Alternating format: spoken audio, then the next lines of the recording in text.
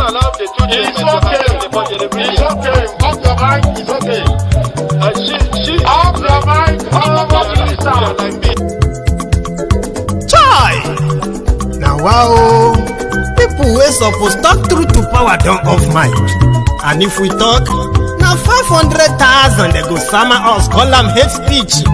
But fear not, Maiyegun don't come. Ingo torchlight every corner, nooks and cranny of all these bad people where they spoil our country.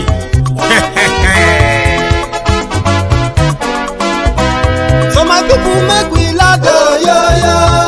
Maiyegun don't come, oh yo yo. My people make we shout, oh yo yo. Maiyegun don't come, oh yo yo. Maiyegun don't come, man of the masses, oh yo yo. Maiyegun don't come, oh yo yo. MaiyegunDiary Politico, yo yo. In Abuja, and the protest is because of the hardship in Nigeria. You saw the video earlier. Well, I have an extended one for us tonight, but this is the story behind it. Said this young man have lost his business, he's lost this, he's lost that, simply because of the subsidy removal. He can no longer continue. So he decided to climb the MTN Mast in Abuja. It is like climbing a 5 or 6 story building and then threaten to jump unless Thiefnubu brings back subsidy.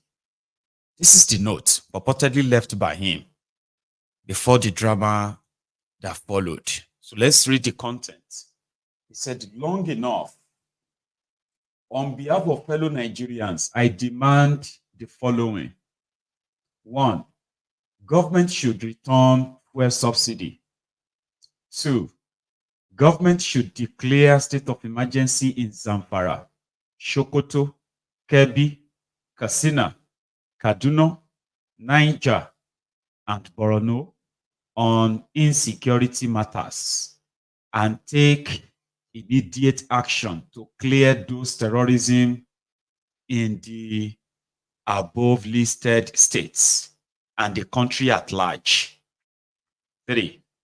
Government should open borders for food importation in order to eradicate food shortage in the country. 4. Government should immediately respond to the problems of out-of-school children, which is increasing rapidly. These are the major Nigerians' problems, and I am ready to sacrifice my life for the solution to them. I'm calling for fellow Nigerians to join me on this, what is this? On this list. Okay, I don't know. Then he said it's long enough for government to stand by and do nothing while Boko Haram, bandits, and kidnappers are killing people in the country every day. Long enough for citizens to continue suffering from hunger. Long enough for inflation rates to continue rising rapidly. Long enough for number of out-of-school children to continue increasing. Long enough for me to keep quiet. Justice for the masses.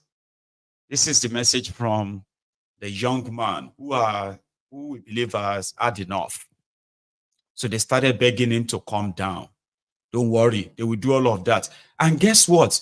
Coincidentally, this afternoon, Thiefnubu's regime announced that they are going to now remove import duties, as in taxes on imported goods. Everybody who wants to bring food to Nigeria, import food to Nigeria, please bring them. You will not be taxed. So the young man was up there for more than an hour. At least they were with him, begging him to come down. Before he came down, then he now spoke. A long watch. Let's go into it. I am very sure that you will come up with ideas. You will come up with better solutions. see Nigerians through. You may end up being the only person who will give the best advice to the president of Nigeria, Bola Ahmed Tinubu, and his team. By staying alive, you can come up with ideas. We have seen your cry, your plight, all that you have written. On the ground here, we have federal government well represented. The FCT administration is well represented. The press are here to make sure this message is goes viral. It will go down to the grassroots. It will get to the federal government, to get to the president's table. We have made the phone number where we can communicate with you directly and in the language you will understand. But for this particular act of sacrificing your life, that simply shows how much you care for this country. You are a true citizen of Nigeria. Please, we want you to know that we love you, your family loves you. We don't know members of your family. We would have invited them here to come and talk to you. How will you feel if you have children, you have a wife, you have a father or a mother, and you want to abandon them and go away? Our man is an island. You cannot say you are helpless or you are useless. No. Everybody can make an impact. And this is the way you are making an impact in this country, which we all appreciate. And that is why government has sent us here to come and talk to you, to show you how much Nigeria loves you, how much the world loves you. So your family loves you. We don't know members of your family. We would have invited them here to come and talk to you. How will you feel if you have children, you have a wife, you have a father or a mother, and you want to abandon them and go away? To me, this is a great citizen of Nigeria. This is a great citizen. He is now with the FCT Emergency Management Agency, where the police are trying to get hold of him as we speak. For me and you, Face of the young man. you are such a great son of Nigeria. We are proud of you that you did not take your life. You have kept yourself alive to give us ideas, give us solutions. One head cannot build a forest. One person, we need good heads. Whatever good ideas you have to see Nigeria, you will give us. And that is why we are happy that you are alive and healthy. And I thank you as your mother. You have wiped my tears away. Look at me and see that I was crying. I cried. The cry, two things. I was crying because I love you. I was crying tears of joy because we have somebody who is ready to sacrifice his life for this country. Can we have your name? Shaibu. Shaibu Alhaji Shau. Where are you from? I'm from Borno State. Borno State. Yeah, Listen. I'm from Zamfara and Katina, so I know the hotness, insecurity, and hunger that's worrying this country. That's why I can try all my best and I can sacrifice my life to see that people in my country are free from these problems. Thank you. Thank you. The house and kid, the house and kid. The Hausa? Sunana Shu'aibu Alhaji Shehu.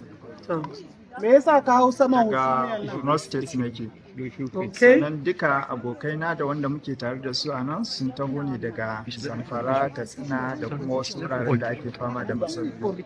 So na san wahala da irin matsalolin nan kasancewa jiha ta Borno State ta yi fama da wannan, sannan mutanen da muke tare da su kullum muna jin abubuwan da suke faruwa a jihohinsu.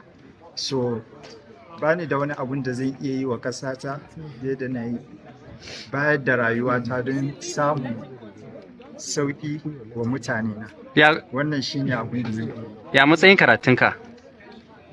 Na secondary school and then na fara NCE a shekara na ƙarshe ban samu na kammala ba.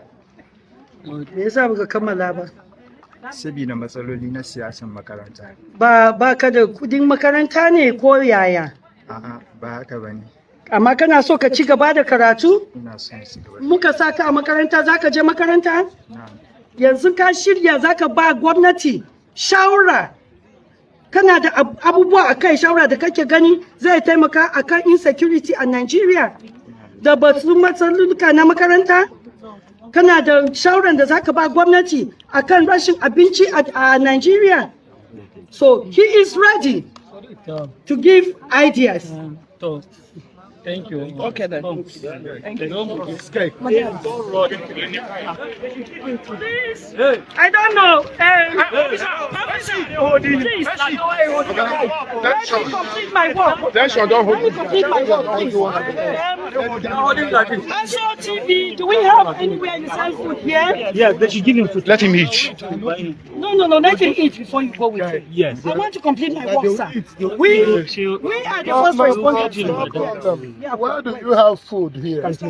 Yes, ma'am. Can I take you just a few of you to a space? I'll make sure I'll arrange it. Good. Perfect.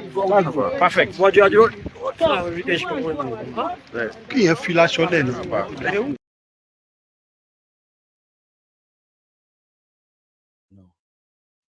If we have non-Nigerians that are watching tonight and they are reading the comments, they are just going to conclude like Nigerians don't get any human feelings. Because, number one, don't ever try to kill yourself for Nigeria. That's the number one mistake ever in your life. Don't ever say, I am ready to lay down my life for Nigeria. That's the number one mistake. Because you see that Nigerians that you are saying, I am ready to. They are the same people who will tell you, Boku Kube. If na Oyibo decided that they want to die because economy is bad, when you are reading all the comments, what you are going to be reading, say, oh, I'm so sorry, Jack. Oh, they should need to give him a psychological this, psychological that. Everybody will begin to react. Oh, can we start a GoFundMe? Can we please get him? Oh, please, who knows? You know, that's what you'll be reading in the comments. In Nigeria, a lot of us have become so insensitive that it is wrong for anybody to think you can die for anybody in Nigeria, because they will tell you, say, who send you? Now, who send you? You see, as the guy was coming down, some of you have started changing your mind. Normally, you will see Nigerians as if the guy jump out there, whoa, yeah, Jesus Christ, Jesus. But as the guy was coming down, some of you probably started laughing as you are watching. This one no serious, Joe. This one no serious, Jerry. Give us somebody else who is serious to jump. This is what the government and the successive politicians in Nigeria, this is what they have done to us. So if you are a non-Nigerian reading and all of that, and you are wondering, how come everybody is not doing like an ambulance? Like, wow. Like, you know, it is because you can't die for anybody in Nigeria. It's just, you know, I have something to say. Listen to me. No matter what you are going through in Nigeria, I beg, if you get to the stage whereby you are contemplating taking your life, I advise that you speak to someone. There is more to life, right? Than whatever situation that you are currently passing through, any situation, just talk to people. It's just that in this part of the world, when people become suicidal, it's either because somebody broke their hearts, or it's because they are just like feeling too lonely, or it's because they couldn't find partners or find a job, kind of like that. Sure, you get. But for Nigeria, it's just the worry about hunger. Some of the people that are suicidal in Nigeria, or some of them that are complaining about hardship and the rest of that, now actual food they are complaining about. They're not interested in all those things about life ambition. They are secondary. Food. You see some people that will be like, I have decided to end it now because of food. You see some people who won't kill themselves if you offer them food. You realize that they actually want to live. So that's why it's pretty much like talk to somebody. I know sometimes it will be like there's nobody talking to you, nobody responding to your messages and the rest of that. There will always be. Just look around and talk to people. Because I don't understand though. I know there's more to becoming to getting to that stage that you want to off your life. Off yourself. I've never gotten to that stage in my life, and I have sort of I feel like no matter what I am facing, I will talk to people. I will have people around me. I can share them. When you share these things that you are bottling inside, that you have nobody to talk to, right? Yes, Nigeria is hard. Yes, Nigeria is this or that. Baba. I can't advise you to kill yourself, right? So, and I believe there are so many hotlines, helplines for people who are suicidal. I'm so sorry that I should have picked up with this program. But any of you who know them, please help me post them in the comments. At least, everything will be cruise.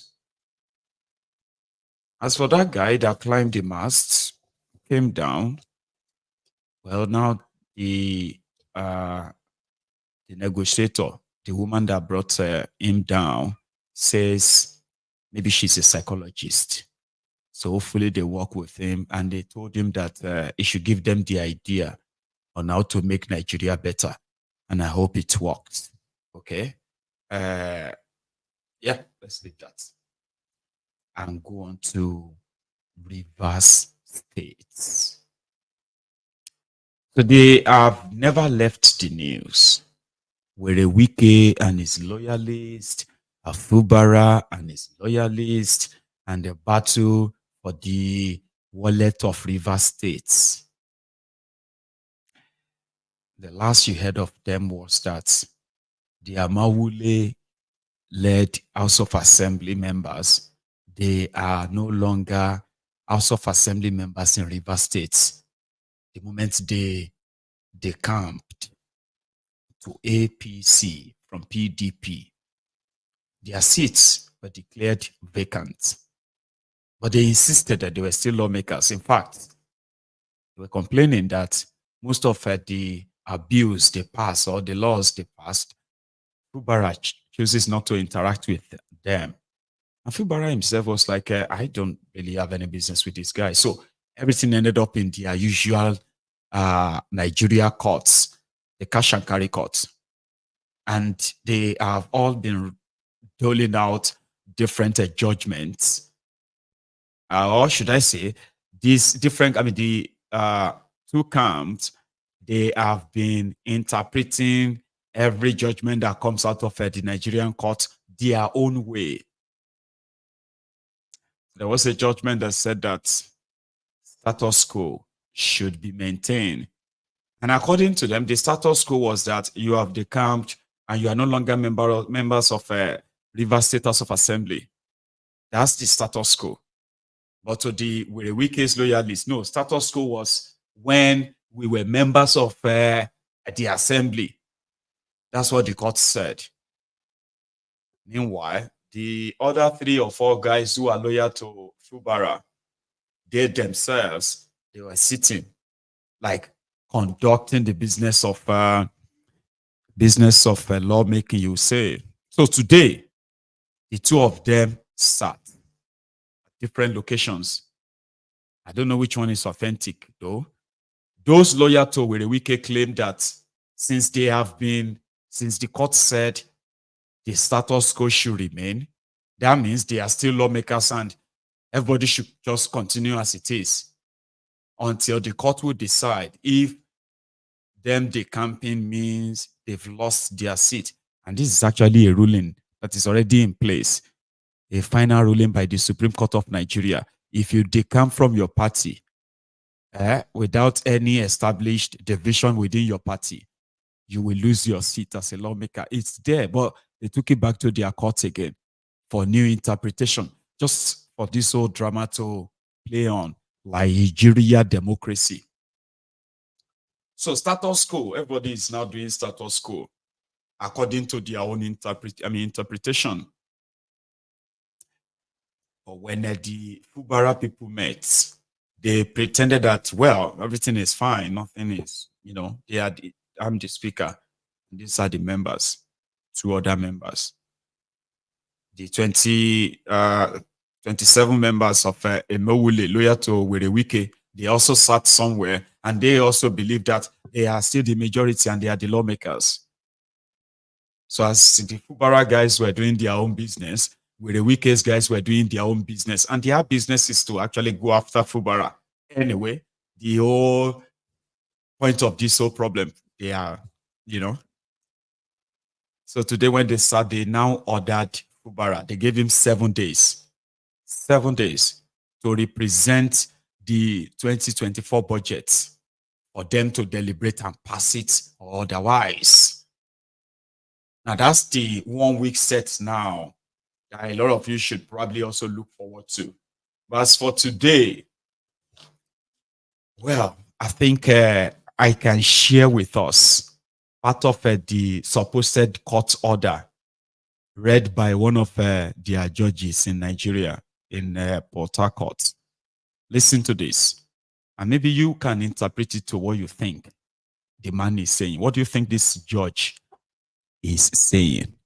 In this appeal, the respondents contended that affidavit of extreme urgency was filed at the trial court, but a careful reading of paragraphs 9, 10, 11, 12, and 17 of the affidavit in support of the motion ex parte will show that the course of action arose on 13/12/2023, and the appellants have been carrying on with their duties without any hindrance. Between 13/12 and 8/5/2024, the first to third respondents did not take any legal action to challenge the act of the appellants.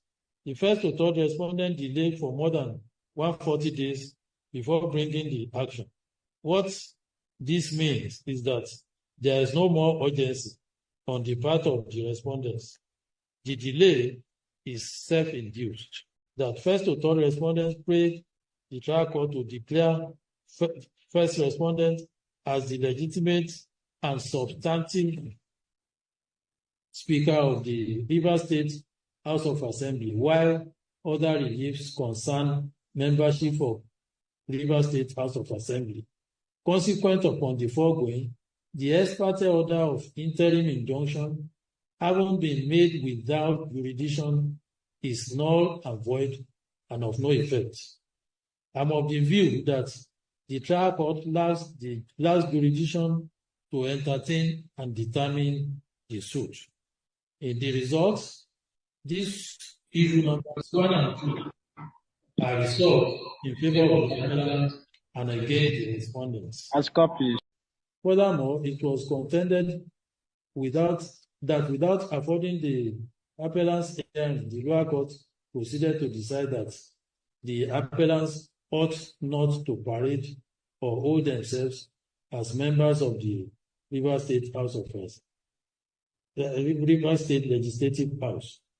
By virtue of the provisions of Section 36 of Section 1 of the 1999 Constitution as amended, principles of natural justice, the appellants are entitled to fair hearing within a reasonable time by the trial court before the adverse and prejudicial pronouncement and determination complained of, which were made by the said ex parte order.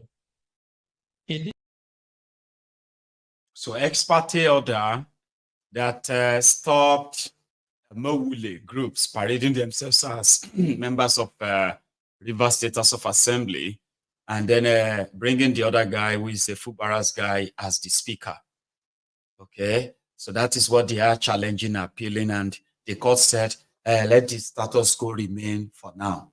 What is the status quo? Mowule has been removed and the others are no longer members of the assembly, or they are still members of the assembly, but the court will determine which one is legal and which one is not legal. Okay, here is Ayan Waso, is a former presidential candidate of the NRP, Abina, NPR. I don't even know his party. He has something to say. He's a politician, so don't take everything he said like holy. Now, on the activities in Rivers, let us understand what happened in Rivers. One morning, 27 lawmakers left their party that brought them into office and joined another party, and still continued to operate as if they were lawmakers. Section 1091G of the Constitution made it very clear. It doesn't need a court process. That when you were elected into the State Assembly under a political party, if you leave that political party to another political party, you shall lose your seat. It is automatic. Well, when they continued, they discovered that they goofed, that the man who instructed them to leave did not think through it very well, because he had disagreement with the governor. We don't want to get into what happened between Wike and Fubara. That is their business. But we are talking of things that will strengthen this democracy. When the law provides that certain things be done in a particular manner, you must do it in that particular manner. They have been running from pillar to post. In fact, they ran again in order to come back to PDP through the back door when they discovered that they have lost the seat. And indeed, they have lost the seat finally, unless they come back through another election. So when they discovered, they now went to court. They got PDP legal advisor to file a case. They have not left. The other party say we have not received them. No, that's not what the law says. You need not join another political party. Once you have left that party, one, to join another party, or you may decide not even to go back to the house or under any political party. The law says you have lost your seat. So this second attempt to come back to the party you abandoned through the back door will also not work. We want to see that judge, even when they have sworn to an affidavit in court that they have left, they declared openly on video, on television. We want to see that judge in Nigeria that will say they have not left because their name is not in the register of the other political party, or because they have not been, their party said they have not left. Leaving a political party that the vehicle you use into the State Assembly is a personal decision. It has nothing to do with your party. It has nothing to do with the party you want to go to. It has nothing to do with some other places you want to go to. Ever since then, there have been demonstrations sponsored by Abuja to create mayhem, to justify a state of emergency. And God caught one of them with explosive. And his hand was chopped off amongst the Abuja group that went to demonstrate against the governor. Have you heard anything about it since then? So we don't want to go with the impression that the government in Abuja, the federal government and the president, is giving tacit approval to what Wike is doing as minister.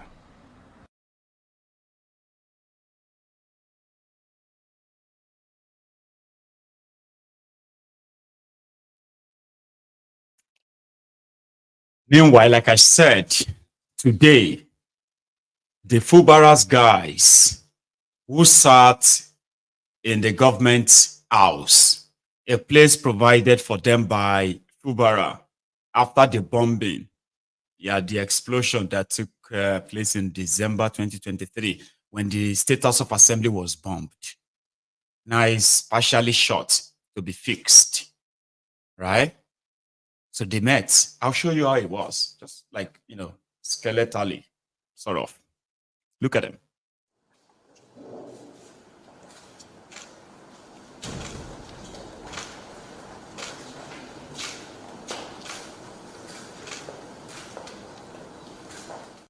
I forgot to add, all right, in order for it to look like assembly. So what they have done is that they kind of bring in their party members, Fubara supporters, to sit and fill up the room. The only lawmakers in that room, well, as in the faction, there are only just 4. The speaker and 3 others are the main lawmakers in that room. So don't think all the faces you are seeing are lawmakers, no. But they kind of want to make it look like that. Usually by law, right, you could go to the gallery and listen to the proceedings of, and watch the proceeding of the elected lawmakers making their laws or debating and all of that. Like normally you could do that.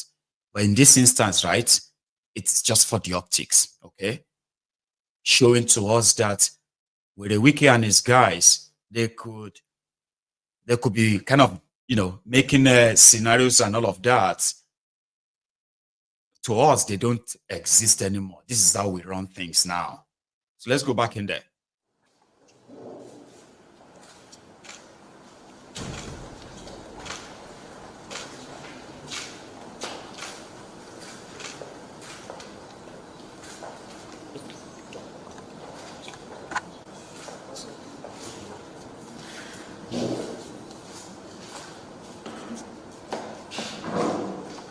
Correspondence from His Excellency, the Executive Governor of Rivers State.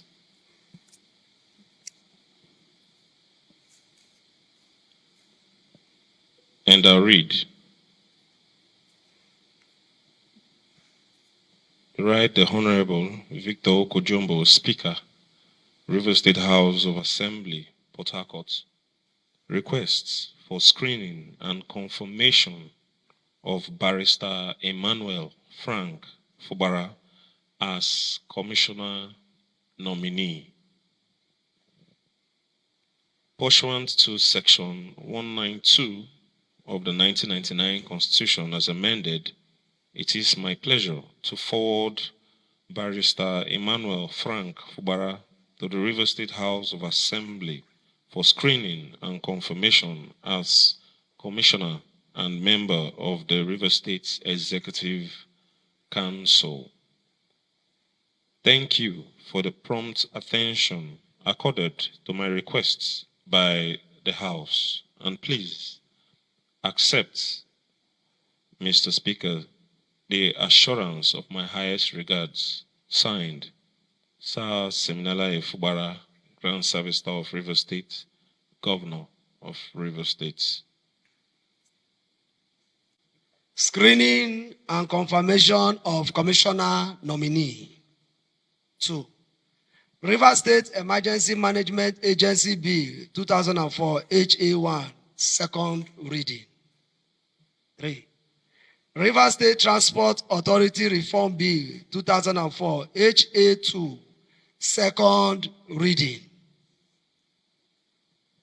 The Honorable Speaker, dear colleagues, I rise this morning to move a motion that the Commissioner nominee be ushered into the chamber. I so move.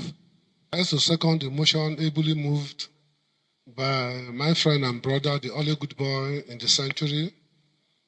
I so second.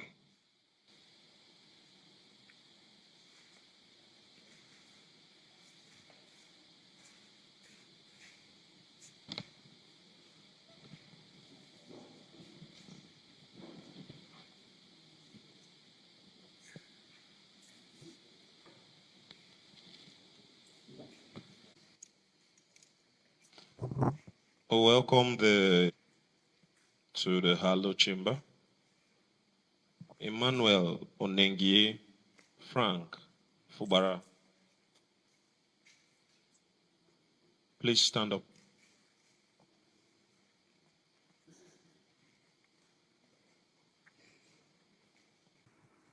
I am an indigene of Ebonyi, an agricultural local government area of Rivers State.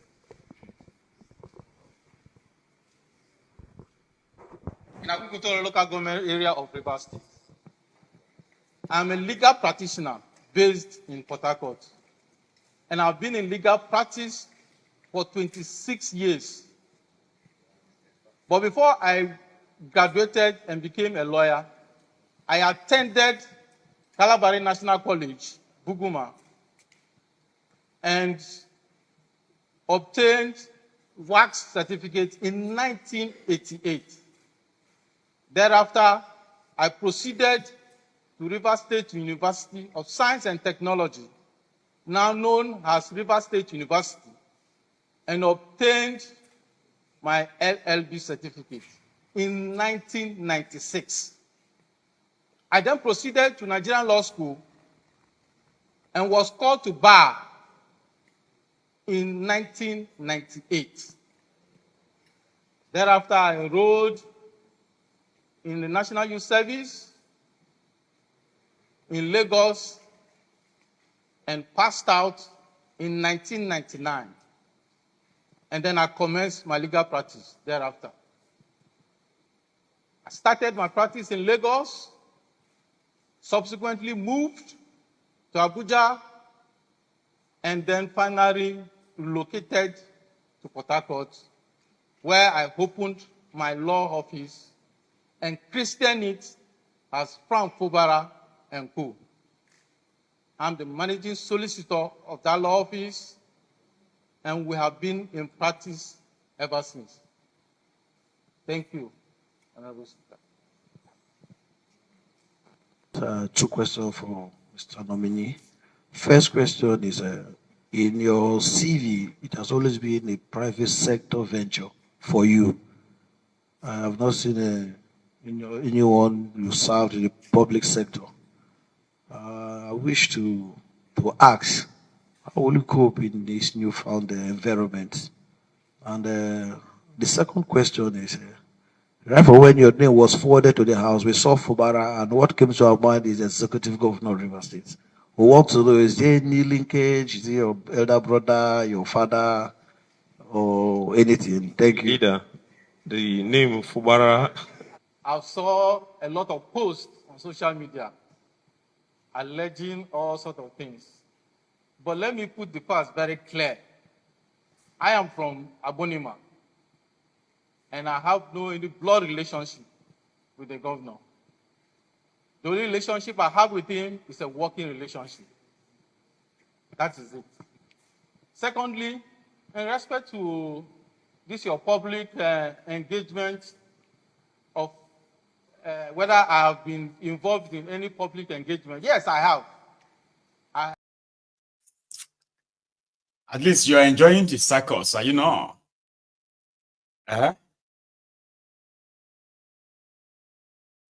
It's a circus show, but it is what it has become.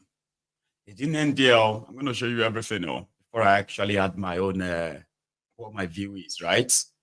I just wanted to see how the Fubara guys are running things to make you feel like everything is fine.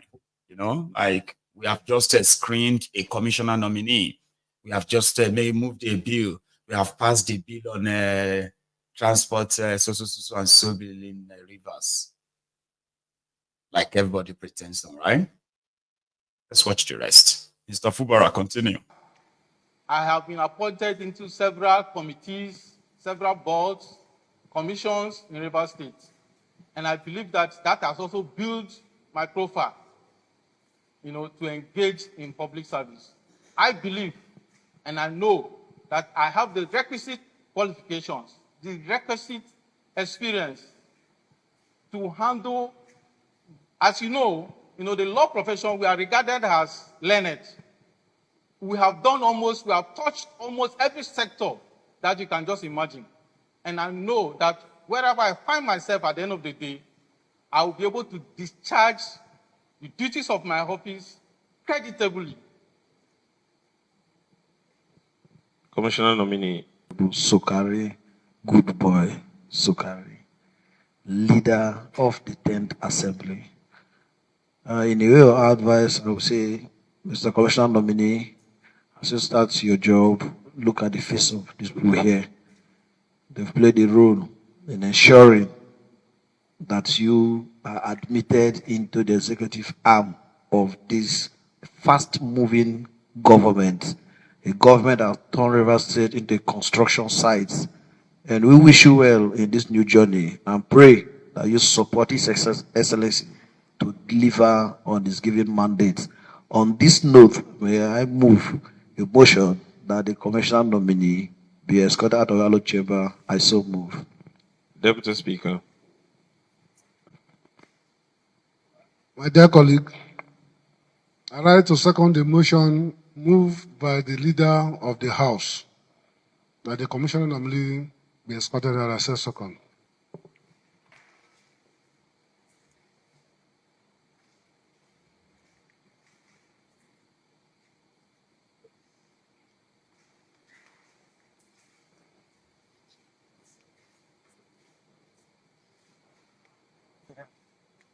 I'll say, Mr. Speaker and my colleague, we shouldn't waste much time in debating on the charisma, the qualification, and the standard of the nominee before us.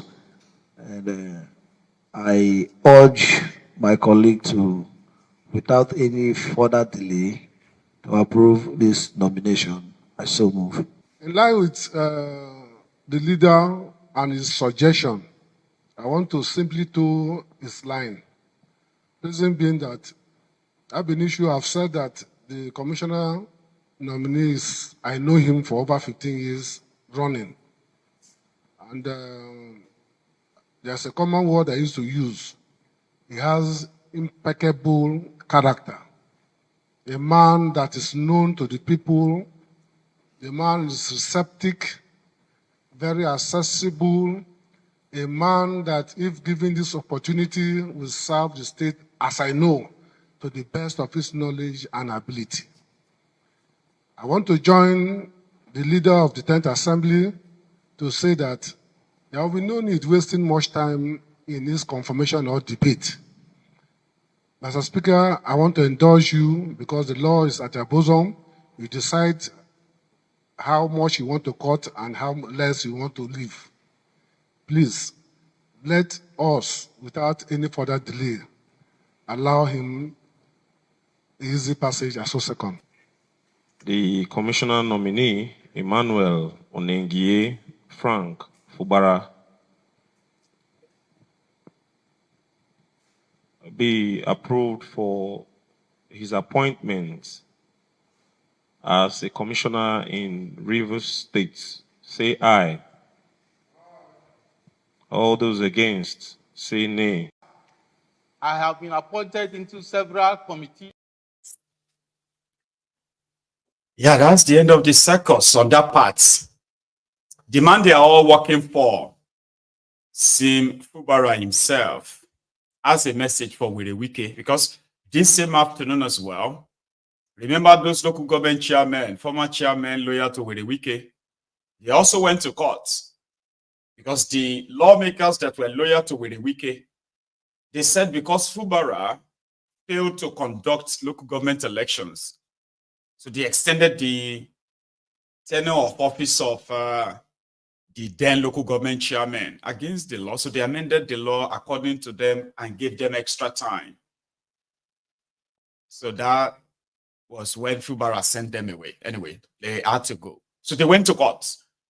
That the court should tell Fubara that what Mewule and his guys, what they did is the right thing. Therefore, they are still the local government chairman. At least we show all of that at the time, yeah? So here is Fubara's message on his own to Wike, kind of a jive. I want to also say this, I believe is a live coverage.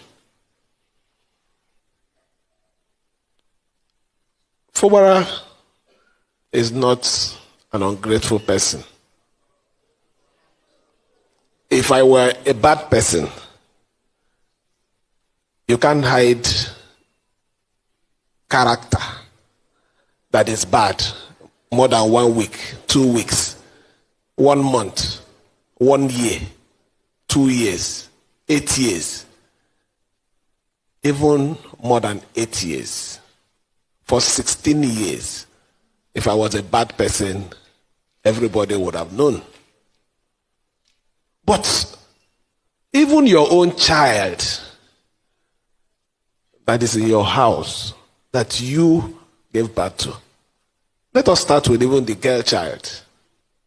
You get to a stage, your girl child will enter the bathroom and lock the door. Is it not? Even if I was forcefully, they forcefully put a feeding bottle on my mouth. If I get filled up, won't I pull it out?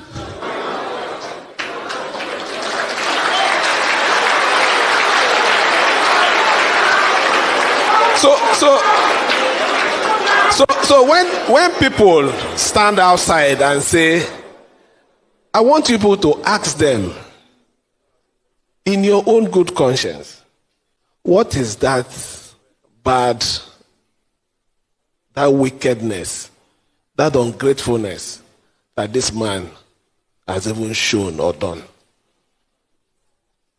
But I leave that one to God, who will judge everybody. Abina, we'll leave it to God. We're the weakest men and not leaving it to God. Grown-up men who believe that Fubara is disrespecting their leader and destroying his political structure, the same structure that brought him to power, Fubara.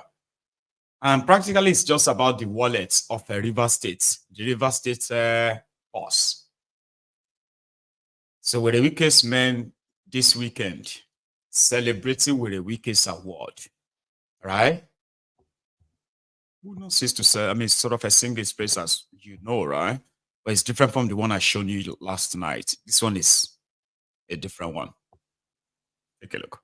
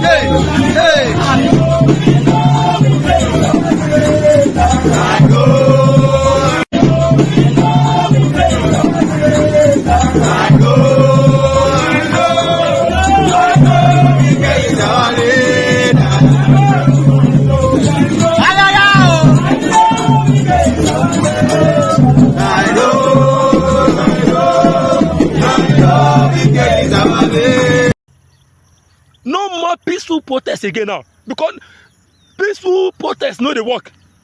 Yes, peaceful protest, you know they work. More turn out to one man, more enter so scatter everywhere. More shook, waiting no good.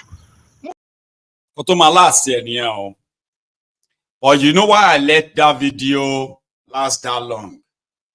Is that I would want to say, I will say this to some of you young people that will come across this video. Okay.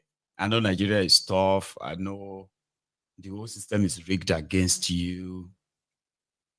But please, my dear, do everything you can, rightly or legally, so that you don't grow up and end up in videos like that at your age, old age. Imagine you in your 60s, in your 50s, in your 70s. We know the Wike is our leader. Do you know? All for, because it is true. These are the reasons why you will never have good roads. You will never have good schools. You will never have good hospitals. You will never have electricity. You will never have any real good standard of living because of this. They are in their millions across Nigeria. And when I say in their millions, I'm just talking about their extension that way. They feed from the crumbs that the rogues like Wike and Fubara and the rest of them throw their ways. So whatever you do, please, my dear, don't end up like that too. Try and not end up like that. There are many thousands, hundreds of thousands of them. We call them political jobbers. They are the ones who are waiting for their turn to be councillors. They are waiting for them to be appointed. Their appointment is not because they want to serve anybody. The appointment is simply because it is going to be seen as a reward for doing what they are doing for years. They are still waiting for their own reward. I hope you understand. Talking about, reward. Nasu, ASU. Oh, you saw this, your academic, what do you call them? The academic staff union in Nigeria. Well, I don't know if you know, there is going to be the shutdown of some of your schools. Well, maybe not shutdown of your schools, but the staffs of some of these your schools, colleges, university, including ASU. Do you know they have a plan for downing tools from tomorrow because of unpaid salary, unpaid pension allowances, and so on? Yeah, I'll show you. Please listen to this conversation. Thank you so much for coming on the program. Thanks a lot for having me. Maybe you give us a short version, sir, of the background to this particular agitation for those in the know. For those who are not in the know, I should say. Can't hear you. Go ahead, sir. I can't hear you. Did you hear my question, sir? No. I was saying that just a short version of the background to this current agitation by Sanu and Nasu. Yes, thank you very much. That is very, very important and imperative. We need to know where the problem we have now at our hands emanated from. What we have on ground now emanated from the 2009 agreement. The workers in the university under the auspices of Sanu and Nasu agitated that the 2009 agreement was overdue for review. That was on at a time and nothing was done again. And in 2022, we have to go on strike to press home that agreement, the renegotiation of that agreement, again, we have the issue of earn allowances, we have the issue of our state university poor funding, and we have the issue of inconsistencies of IPPIS.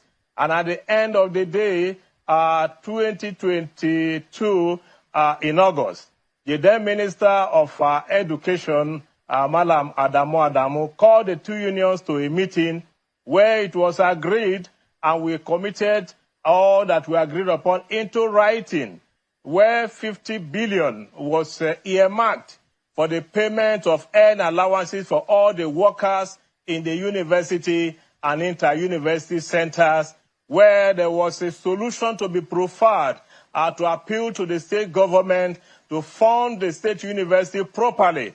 There were issues on ground whereby even for 5 months, 6 months, some workers in the state university were not paid. And we were agitating on that how much is this salary that you will still be owing the workers. These were part of the issue, and they were communicated into writing. And interestingly, it was signed that no member of the two unions will be victimized. Lo and behold, 4 months' salaries were withheld. And that will tell me to be victimization. Because if you withhold our salary, you have victimized us. And when this president came on board, he said he has granted a waiver for the payment of this salary, withheld salary to the university workers. Lo and behold, since last year up to now, our members of NASU and SANU are yet to receive this money. These are the problems on ground currently. So for proper context, the withheld salary, it has to do with the strike of 2022. Am I correct? Very well. But I understand that ASU was paid 4 months of the withheld salary. NASU and SANU were not paid. Am I correct, sir? Thank you very much. Yes, okay. yes. After the waiver. Okay. Go ahead, please. After the waiver,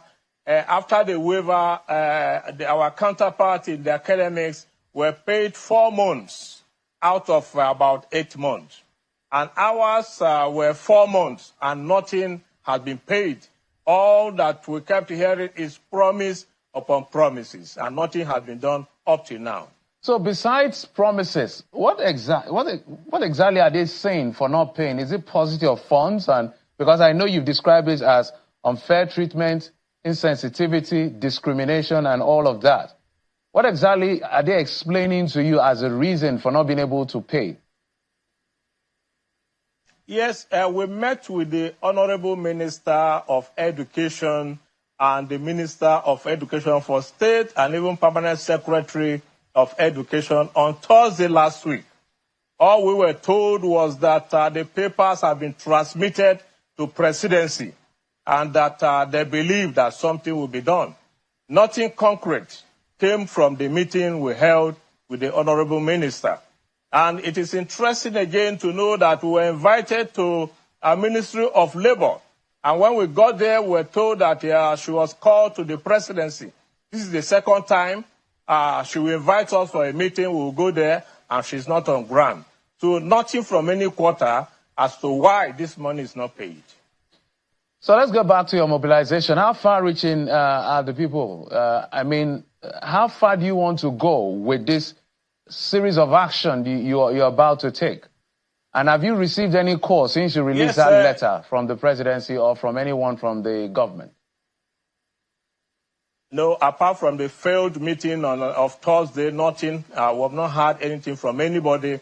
And our members across the country met in their various branches today, and they will hit the ground running as from tomorrow. And like you rightly said, we will appraise it by next week, Thursday on the 18th. We are going to do the national protest in Abuja.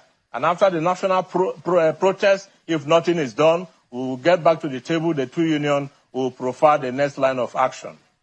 And the next line of action will be? Yeah, the next line of action is not what an individual at this point can predict. Because the way we do our things is it will be done democratically. Because we'll first of all push it back to are the branches who will meet and give us the go-ahead on the next line of action. It's not something that one single individual will define for now. I just want to take a... You won't need a car to travel. You won't need an aeroplane to travel. You will just say, I want to go to London. And you'll be in London. Whether you believe it or not, the time is coming when you won't need you. The reason why you watch that video is because when you are hearing about Sanu, Nasu, Asu, Asup, Yosup, and other names like that, they are talking about colleges, university, lecturers. The same set of people that are the ad hoc staffs, or should I say ad hoc staff rather, for INEC. Mr. Yakubu, Nigeria is not a real place. I will continue to remind all of us, it's not a real place. Nigeria is a place where lecturers, university lecturers, senior professors, they will work in cahoots with the election riggers, with the politicians to falsify election, to rig elections, right? Then the politicians will take over the power, then steal their salaries, steal their pension, steal all of their whatever. Then the lecturers will now go on the street and say, we are going on strike. I've not seen anything like that anywhere else in the world. I've not been to many places in the world, but if you have, let me know. Like, you have the power to actually deal with these rogues in a way that nobody has ever dealt with them before. Eh?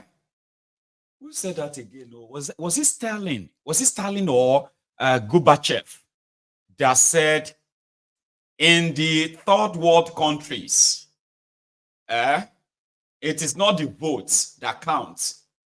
It is those that count the votes. No be votes, no be your votes matter. Now person with the counter matter. And guess who are those who are announcing the counted votes, announcing results? Fake results, forged results. University lecturers in Nigeria. Then another set are their own students. Lecturers, they rig election. Students who graduated to go do NYSC, they are also rigging elections. I'm not saying all of them. Some of them have been attacked and killed for resisting rigging, for rejecting bribery during elections, have you? We have seen so many of them that, they can't wait for election. Election, go. Election gig. You are doing NYSC. When they are doing election, or more, you go cash out, have you? They will all work together, rig elections. When the criminals that they collected money from finally gain the access to their own commonwealth, they take all the money, take their salaries, take their, then these guys will come together and say, we are giving you 21 days. We are giving you 30 days. We are warning you. We are going to go on strike if you don't pay us our money. But when another election is coming, they will start lobbying again, lobbying the politicians, lobbying INEC again, so that they can make a quick bucks. And then they repeat the cycle again and again and again and again. So I like listening to them. I just listen to them. When I see especially anything that has to do with university in Nigeria, the lecturers, all of your professors, you go see professor with professor of political science, reputable university. He has published books on how to run a government, on how to fight corruption, on how to do But guess what? He's in bed with the same people that continue to prove his theory as just theory, not practicable. So I don't know. It's unreal. Imagine me, lecturer, professor. They are paying me 400,000 naira. 150 pounds. Professor of the university, 150 pounds a month. And then election is coming. Person will not even go school, forge certificate is the governor, the one that is going to be paying me 400,000 naira. Now this guy is taking, this guy is taking over $1 billion naira every month from his own states. Living large, living, hundreds of cars, convoy, houses, home and abroad. You lecturer, we rig the election for him. You are just looking at him on TV and say, oh, they're very long. Eh? Instead of you to even pay, the 400,000 you're not paying us. Now you are not even increasing our salary. Eh? Now like this, we talk like you will see them lamenting and complaining. Then they will be waiting for the day they will be contacted and be given 1 million, 2 million, or 10 million naira to change the election result. So they don't think or consider that they are going to be victims of what they are participating in. But we don't have any choice now. We don't have any, few months after, they will be back on the streets, shouting or singing, soli, soli, soli, so, whatever. Anyway, here is something I found today. Ebonyi State is the poorest. Ebonyi is the poorest state in southeast Nigeria. That is where Devulumayi was their governor. I mean, I don't want to feel sorry for Ebonyi, per se, okay? The guys who are chancing and taking advantage of them there, right? Somehow, they have managed to succeed themselves one after the other. Devulumayi, who is succeeded by Mufulu, whatever that one's name. What's his name again? Mufulu, Dipeolu. Anyway, this guy is predecessor, his own godfather that made him governor. Devulumayi, who is now the Minister for Works in Nigeria, the Mr. Coastal Highway. He built an airport. I think he built that with over 57 billion. How much you built your airport, your museum, your national theater? If you are from Ebonyi State here, raise up your hand. Where are you? So this guy designed airports. And there is no single plane that landed in at the airports. Initially, they said they were building the airports to attract investors to Ebonyi. Now, nobody is using the place. The one that now succeeded him, who has been unable to pay salaries as at when due, okay? The one that, anyway, see, it can be tiring though, right? Now, one of them came out, and that one is out. He's saying that they are now going to start Ebonyi airline. If people are not going to come and invest in the airports, well, they will just try to kind of make something out of it. So that simply means that they are looking for, okay, they are not. In fact, this lady said they already have investors who have now bought the airports. What the Ebonyi state government want to invest in right now is to buy 5, but she said they've bought it. They've bought them 5 aircraft to start airline, Ebonyi airline, Ebonyi here, or Ebonyi here, Ebonyi here. Listen to her. 40 to 60. And recall, we are going to equally have flight for cargo. This place is both human and cargo. And the cargo, when I was in Addis Ababa, I saw the real cargo department where you have all the warehouses, cassava, yam, just name it, palm oil and all. We will have it here. And it will export. As when we are putting the ministry, any timeline to it? To the cargo. To what we're expecting is Ebonyi Air. Yeah. For instance, any timeline to it? We are we may not put timeline here, but I'm telling you that as soon as possible. Thank you. You'll be happy for it. Thank you. And many people will be joining. He is very, very down to earth. He knows where our shoes are pinching us because he was once wearing the shoes. He knows that we have cadre of people, level of people, and types of people. All fingers are not equal. So whatever that is good for the geese is good for the gander and not gizzard. So he has measures for those of them that may be willing. That's why even when he gave out from assistance to some traders. He went down to the people hawking along the road. The same thing here. If he wants to apportion any area for people to sell their goods, he will be so happy to help Ebonyians, to lift Ebonyians up. That is the charter of me. Thank you. Thank you. The fan, every approval, it took us time, both the design and the type of paint. And you know, aviation is not like ordinary transport sector, that anything goes.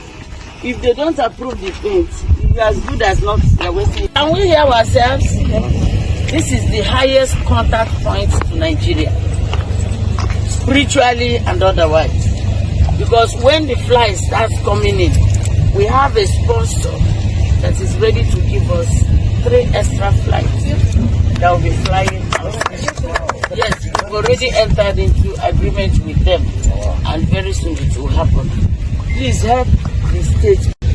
Me, I don't rebuke any press that is writing against me. It makes me to stand up. It makes me to do better. Because if I keep quiet, I will not be able to get it right. And if there are no challenges, people may not sit up. Some people will say you are a fan of radio, you are a fan of television. It's just because I want them to know the truth. Yes. And when you know the truth will set you free. Assuming I didn't call you people when we started here, you saw how this place was. Nobody believed it would be possible. Nobody agreed that it would be possible. But today, we are already facing the truth that it is possible. And more are coming. If we start floating our aircraft, and let me announce to you that this particular area now, we are constructing quarters for all the staff of aviation. Come on.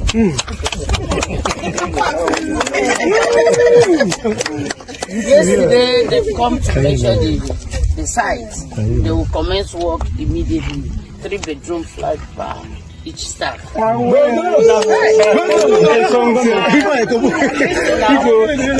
a point, it may be owner-occupier, but let's hold it at that.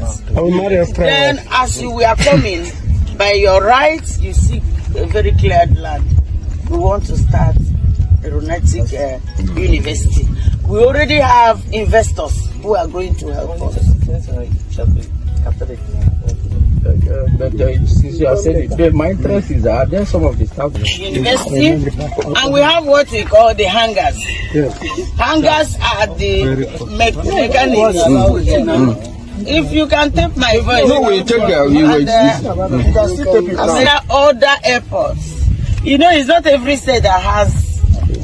No, not hangars. It's not every state that has airports in Nigeria. Yes. So when you talk of concurrent list, exclusive, it doesn't come there.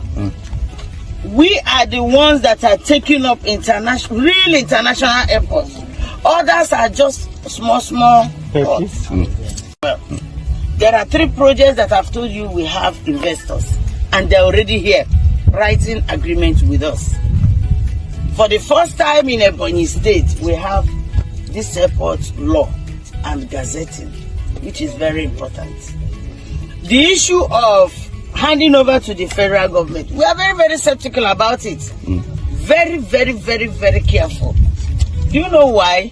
The amount they may be giving you now may not be able to even build the terminal building because things are really costly. But if the federal takes over, it will be of economic advantage to Ebonyi State. Very much advantage. They will be able to run the airport. They will be able to, make things work in airport, and the staff will be better off. Yeah. And then the little money they will give us for buying this, we may use it for another investment. So it's a very clear something, and I'm happy that His Excellency is a very sensible man. The next project that is paramount in our mind now is how to bring electricity to the airport. Right now we don't have any source of power. But His Excellency has graciously done the Mobitran road that is holding the power, whatever, TCN from coming in. We have graded the road, we have, done the road very well. We have even, is a concrete road from Umowero to the power station. And the power station is so big. The next one, I'll carry you people to that place. You will see it with your eyes and you will believe that it's half of this airport. It's very big. You will see the transformers, you will see the, the wire and how we are going to energize there, and down to Africa now. So the power that will be coming here will be 24 hours. So I want to thank you people for coming. I want to tell you that I am with you. If you see anything that you feel somehow, let me know. I may have explanation to that. And then you from coming in, we have graded the road. We have, done the road very well. We have even, it's a concrete road from nuisance lele. I don't want to think that is the best or one of the best brains from Ebonyi State. That can be, can it? Ebonyi can be so mediocre enough that somebody is taking the media on a tour of the airports with Devulumayi commission that's completed, and you are there telling them that the governor is a very sensible person. He likes to go to the poor people. So he's thinking maybe this side, we are going to give them space the way they can sell all their stuff here. But she's pointing next to the tarmac where planes will taxi to take off and land. You will see what we want to do. You see that side? We want to build staff quarters, 3-bedroom flats. Hey. And in fact, we may even kind of make it home ownership, like you are the staff, and if they give you the quarters, it can become your house. Ni tamaki, ni where plane will be taking off and land. He's pointing there, over there. We will do. We are going to bring transformer. All this, you will see all the wires that is bigger than this airport. Our airport no get electricity. 57 billion naira airport. Built by Devulumayi. The Ojulowo engineer to construct the coastal road. Devulumayi. You see, Papa engineer ni. You see, you remember that when you use 22-inch on the left, 25-inch on the right, and you remove the horizontal one to the vertical one, and it will give you the diagonal angle. You see, Urima is a professional engineer from Ebonyi State, Devulumayi. I'm an engineer. He always say that. He always be like, I'm an engineer. It's my area. I'm an engineer. I have built roads in Ebonyi. I have built airports. So I can't believe this. This can't be the most intelligent people in Ebonyi State. I'm just saying, like, we get people with our area. Their intelligence now crooked one. So they are smarter. When they are talking, you can know they are like, But sometimes this kind of one is so ordinary.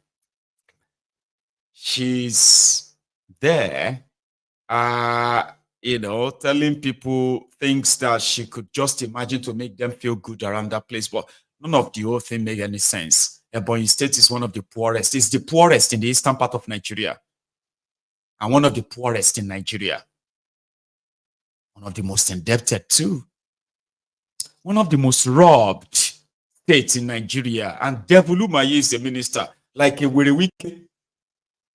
The people of Ebonyi States, like many other states in Nigeria, are among the unlucky ones. Those are their politicians. The investment, the billions and billions they are putting on some of these things, which mostly are just for money laundering though, right?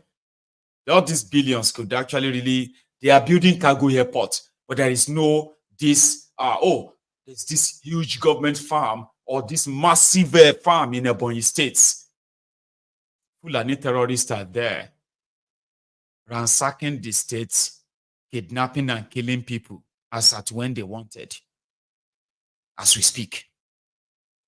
And the likes of, what is that guy's name again? Mufu Oluwa. What is the name of that governor of Ebonyi again? I mean, I should look it up. They are there, you know. But they will tell you, we have turned around the states. We have Nigeria is a place they will tell you, you know, government cannot do everything. Government, you don't expect, there's nowhere in the world that government construct all the road. No government can construct all the road in a place. My politician says that to us, to our faces. And many of us will be like, that's true, Sha, it's true. But you live in the UK. You live in this other part of the world. Every area where humans are living, there is infrastructure to cater for them based on their size or wherever they are located. All over the world, here in the UK, the only place you think the only place that are not really tarred as road will be farms. And when I say farms, I mean where you are planting your stuff. Even your katakata tractor, in the middle of your farm, you will see tarred roads. But Nigerian politicians will tell you, when you tell them everywhere there is no road, they say, government cannot fix, there's no government that can fix all the roads in the world. And you believe them. That is why this Eleyi, dubious Dapo, will repeat the same. This is typical. We are doing our best. You know, if you know all the job we have done Oluwole Street. I have done the 6 kilometer Ajanle Koko Street. And then, you know, we have done so many roads. So many roads. No government can finish all the roads. That's what they say to the people. People agree that it's true. No government can finish all the roads. If you finish all the road, which one that other one is going to come and fix? Nigeria is not real. Yeah, he's a credit card fraudster arrested, mugshotted in Florida way back in 1983, 84, 85. Dubious Dapo. He is a governor now. He has something to say about the state with the worst roads in Nigeria. The state that is a third among the states with the highest generated revenues in Nigeria. Yet the state with the worst infrastructure ever in Nigeria. Yeah. But I want to implore people to be patient with us. We cannot reconstruct. Look at it, says very well. He's a credit card fraudster. He was arrested in Florida in the early 80s for credit card fraud. He is a governor in Nigeria, just like the man that escaped and forfeited over $460,000 for heroin trafficking. A drug dealer is the president of Nigeria now. This guy is a governor in Nigeria. But I want to implore people to be patient with us. We cannot reconstruct all the roads in 3 years. As a matter of fact, no administration can reconstruct all the roads in Ogun State, not even in 8 years. But we'll continue to be inclusive. So today, we reconstructed Olusegun Street, Priority Road. We've reconstructed Priority Road. We have so many other roads that we consider here. But because there's so much deficit in the infrastructure development in this area, at times it appears as if we're not reconstructing them as fast as they want us to. But my pledge is that I've come here today to see for myself. There are 2 roads that are considerably important to our people. First of all, the I've given the contractor a marching order that road must be completed in the next 2 weeks. Asphalted the bridge, completed. The deficit that we made on assumption of office was such that we began to wonder what was the previous administration doing. In some instances, they appear to have good intentions. They will go to the roads, they will demolish houses, roads that should not be more than a single carriage, highway, they will turn them to dual carriage. But by so doing, we move all the asphalt that was there serving the people and abandon those roads.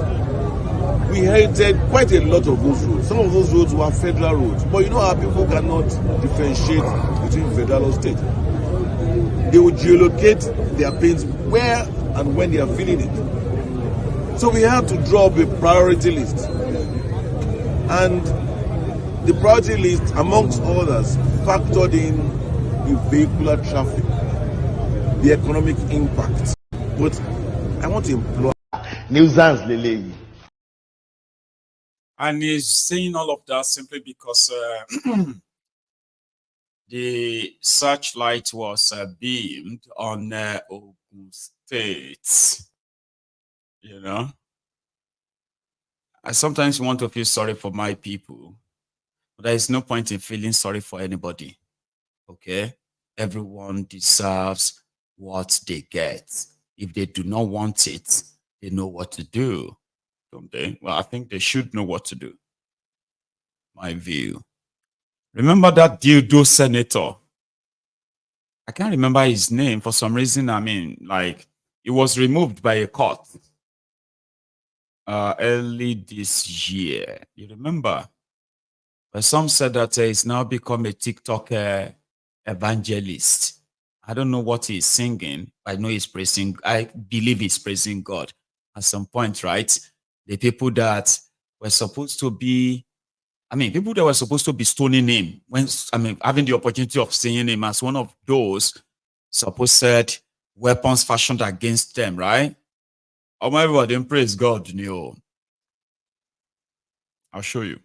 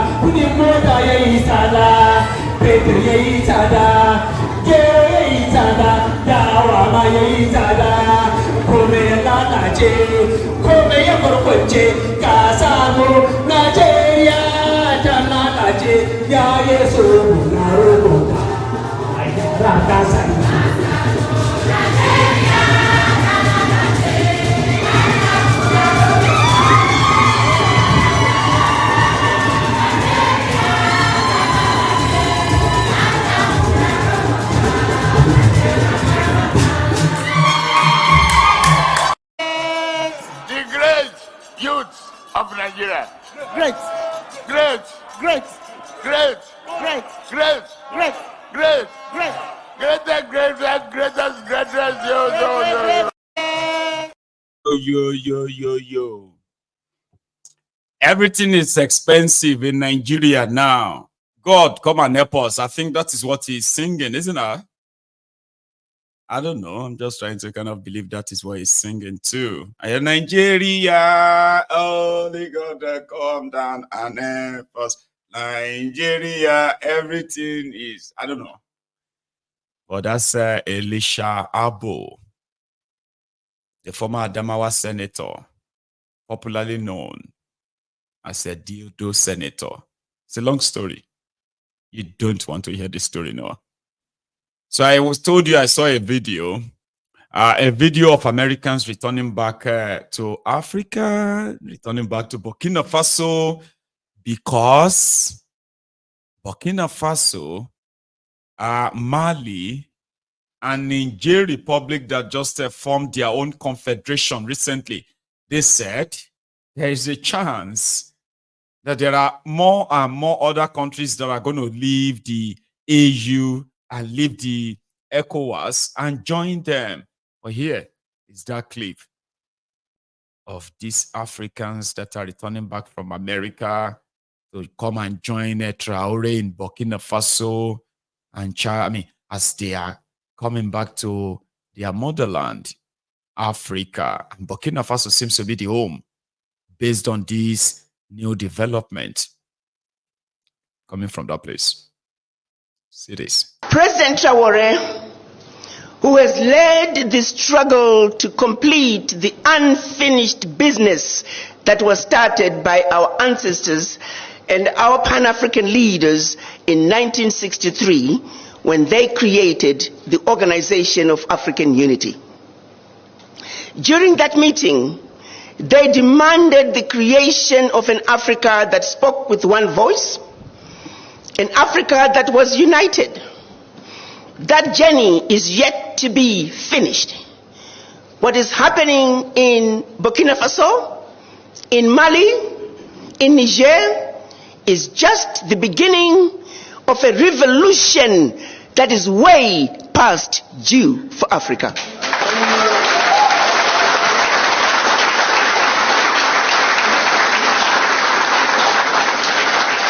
Africa must unite, and Burkina Faso has shown us the way. They have opened the doors. They have shown us that the bully can be defeated.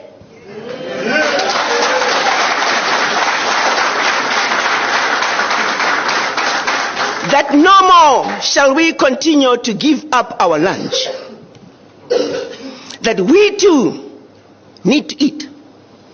And therefore, there is no negotiating with the bully. The bully had to go, and Burkina Faso showed us how to do it.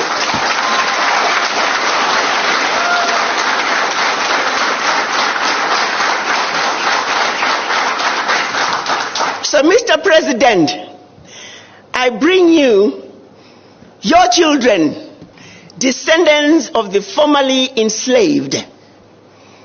They have waited over 400 years to return the spirits of their ancestors back home to Africa.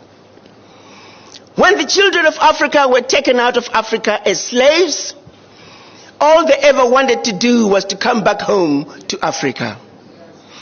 Each and every one of them that you see, many of them are coming to Africa for the first. President Traore. On the first time. Don't worry, I'm going to go look for the full video of her speech.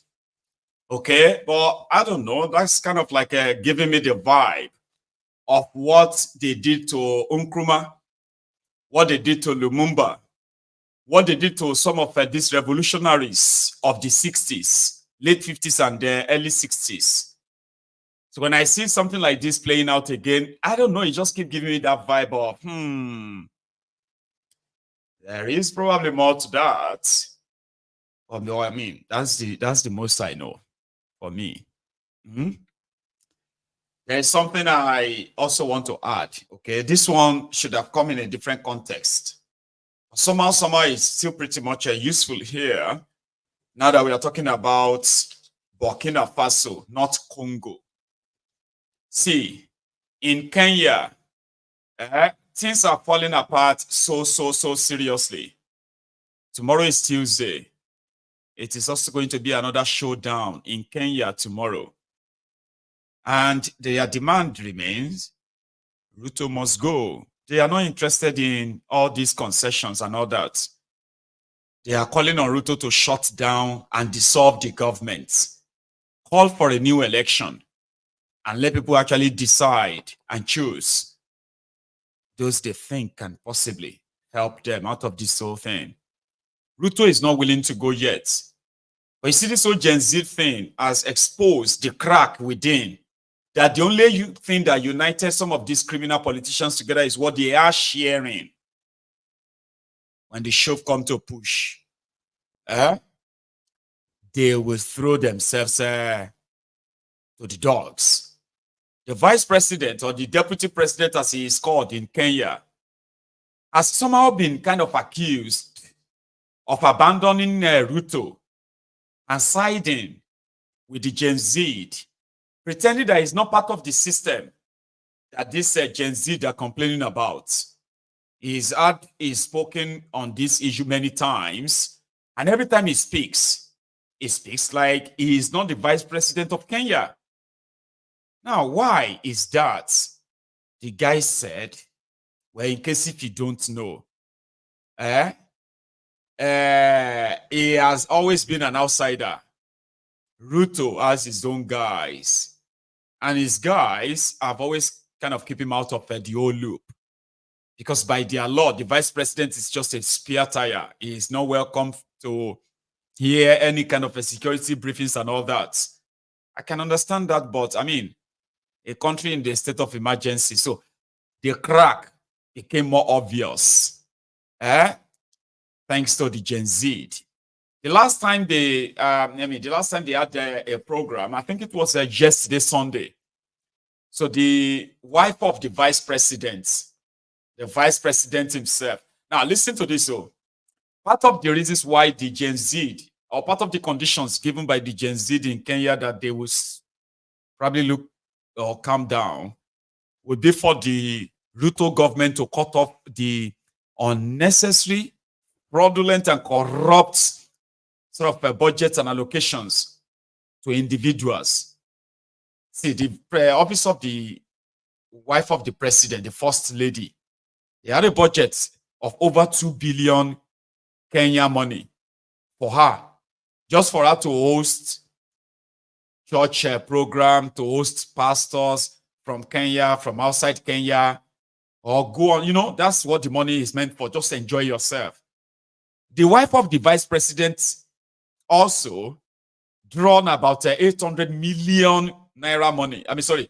Kenya money for herself in a year.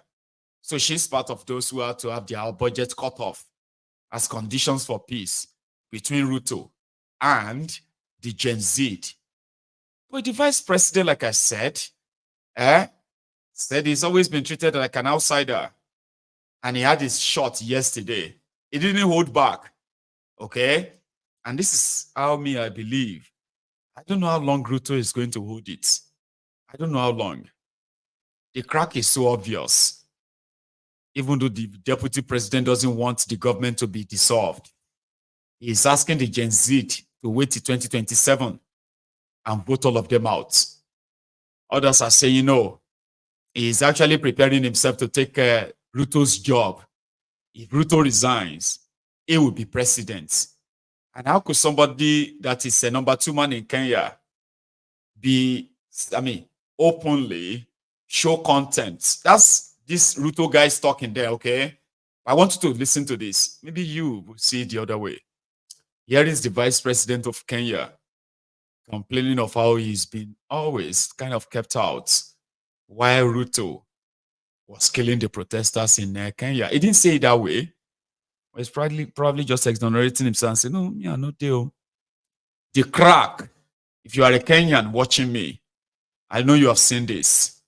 We have seen it too, or we are seeing it now. And to those of us who are observers outside Kenya, this is a crack. So when I started hearing last week that some people want to interfere with that work, one, I heard that our local member of parliament has directed the security officers in Karatina, purporting on orders from above to reopen our bars. One, a member of parliament cannot instruct security officers. And if the security officers in this region are taking instructions from a member of parliament, we shall discipline them.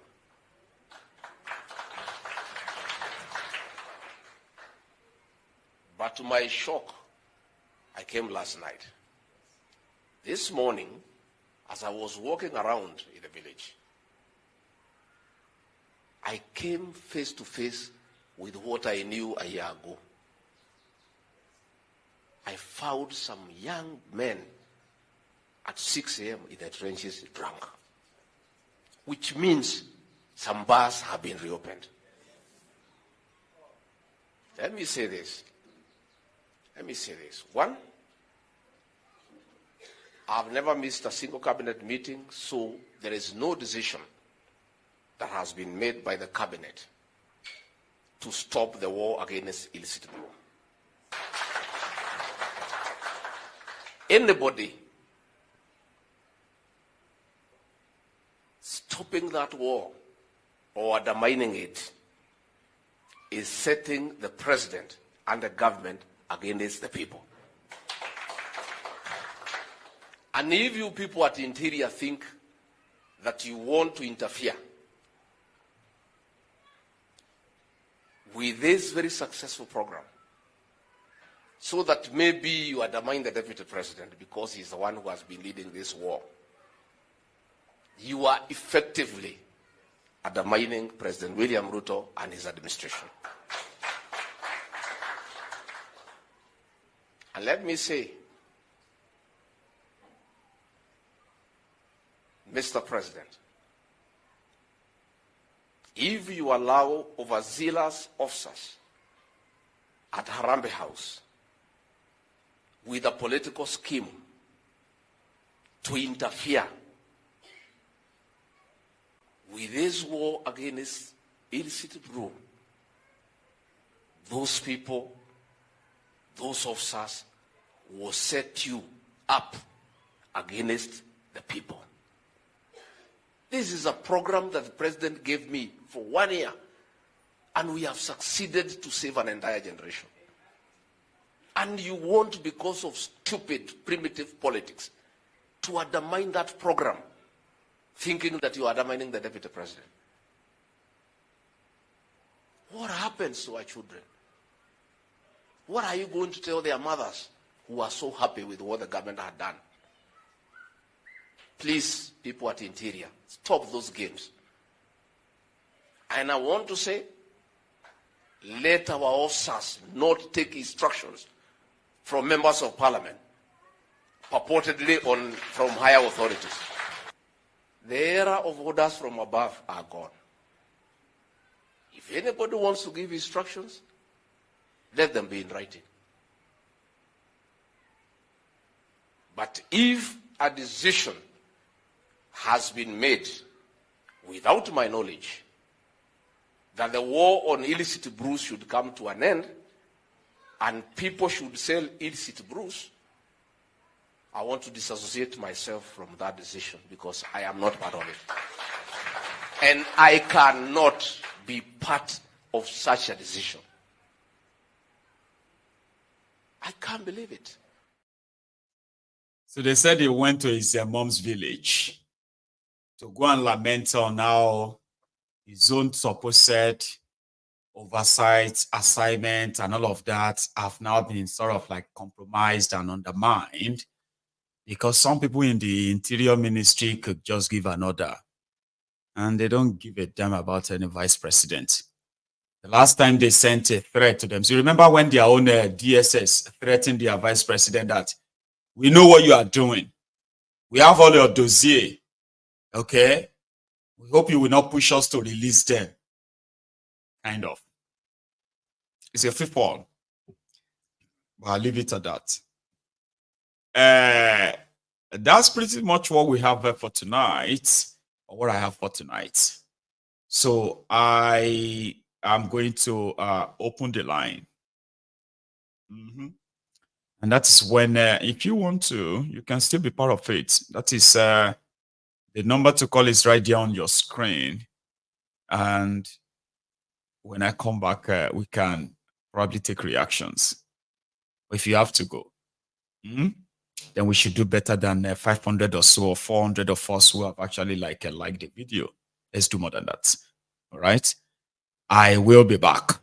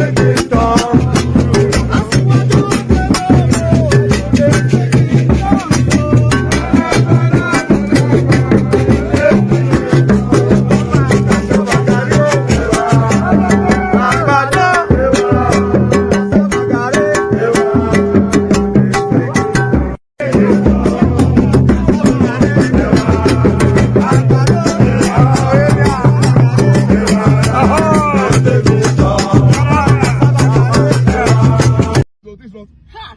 I will not allow you to. Hey, help me! Help me! Help me! Help me! Help me! Help me! Help me! Help me! If they carry me, they go. We are not know. Help me! Help me! Hello there. No, Mr. Maiyegun, I'm back again. Thank you. I heard that you made mention of the roads as you were speaking about a few minutes ago. I'm so delighted. Oh yes, yes. In fact, it's so great. Yeah, you know, these are the things that we are applauding for. That the Nigerian stupid government should do. But somebody just made beside me just made mention of something that after all this, you've been doing this thing for the past 10 years. Although I started following you about 3 years ago, and then it become more stronger. My followership become more stronger during the election. So because I had hoped that at least things would change if they had allowed it, if they had allowed the people's mandates to be to be the main thing. So basically, I don't know why Nigerian youth are still what they are waiting for, but hopefully very soon, maybe they've set a date now for August, I think, that they will start their own thing. So hopefully they will that will So you are optimistic, create a change. right? Like Yes, I thought you wanted well, to ask me a question when you said, "Oh, you have been doing this for the past 10 years now," but it's pretty much like you wanted to be like, when is it going to be effective, or what I thought you wanted to ask me something there. Hold up, but it's like yes, optimistic, right? That maybe I'm optimistic, but I can understand that our politicians, they use the valued naira to buy people's conscience. You see, to buy people's weaponize poverty with it, and then until they come to their senses that this this their naira that they are accepting from this politician, in the next few months they will devalue it again, and then before you know what's going on, it's valueless. So until then, we just keep our finger crossed and hope that somebody will we do some something will trigger something somewhere. Thank you, Papa. Thank you for what you are doing. Thank you for what you are doing. We really appreciate. I appreciate everyone. Appreciate what you are doing, really. And then I told you the other day that when next I go to Nigeria, I will get a drone and I'll make sure that I film every single on third road. I will go to some health facilities, where one can really say, look, this is our disrepaired facilities that need repair, but government have just turned a blind eye on them for decades. You see, things like that. So well, I will be looking forward. We will talk again tomorrow. Yeah, just be close to me. If you when you go to Nigeria, right, and you get your hands on all such stuff, right? So bring them to I us, will. I will. Yes. By the grace of God, yeah. Okay. All right. Yeah. Have a good night. Nice one. So Oldab is a regular now, and I love it when people become regulars. It doesn't take much to be a regular.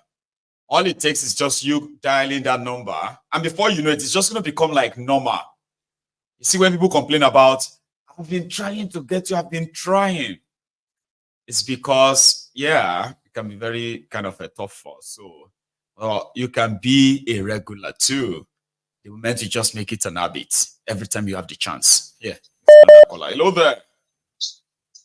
Aye, Baba. Irumole. Brother, me to show you. How you doing, sir?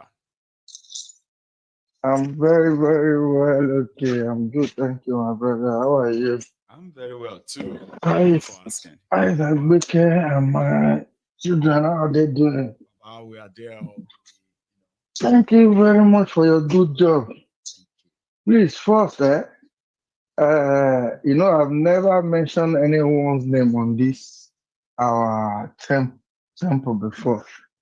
There is one guy, Olasukomi something. Please, I would love that guy to call in to come and tell us what he's doing about Nigeria. Okay. Maybe I will learn more from him. If he's hearing me, he should please. I don't know which country he is. If he's in Nigeria or he's in Europe. Now this Agbado is talking about prayer and all those things. Everybody don't fire and there. Guy calling, come tell us what we don't know.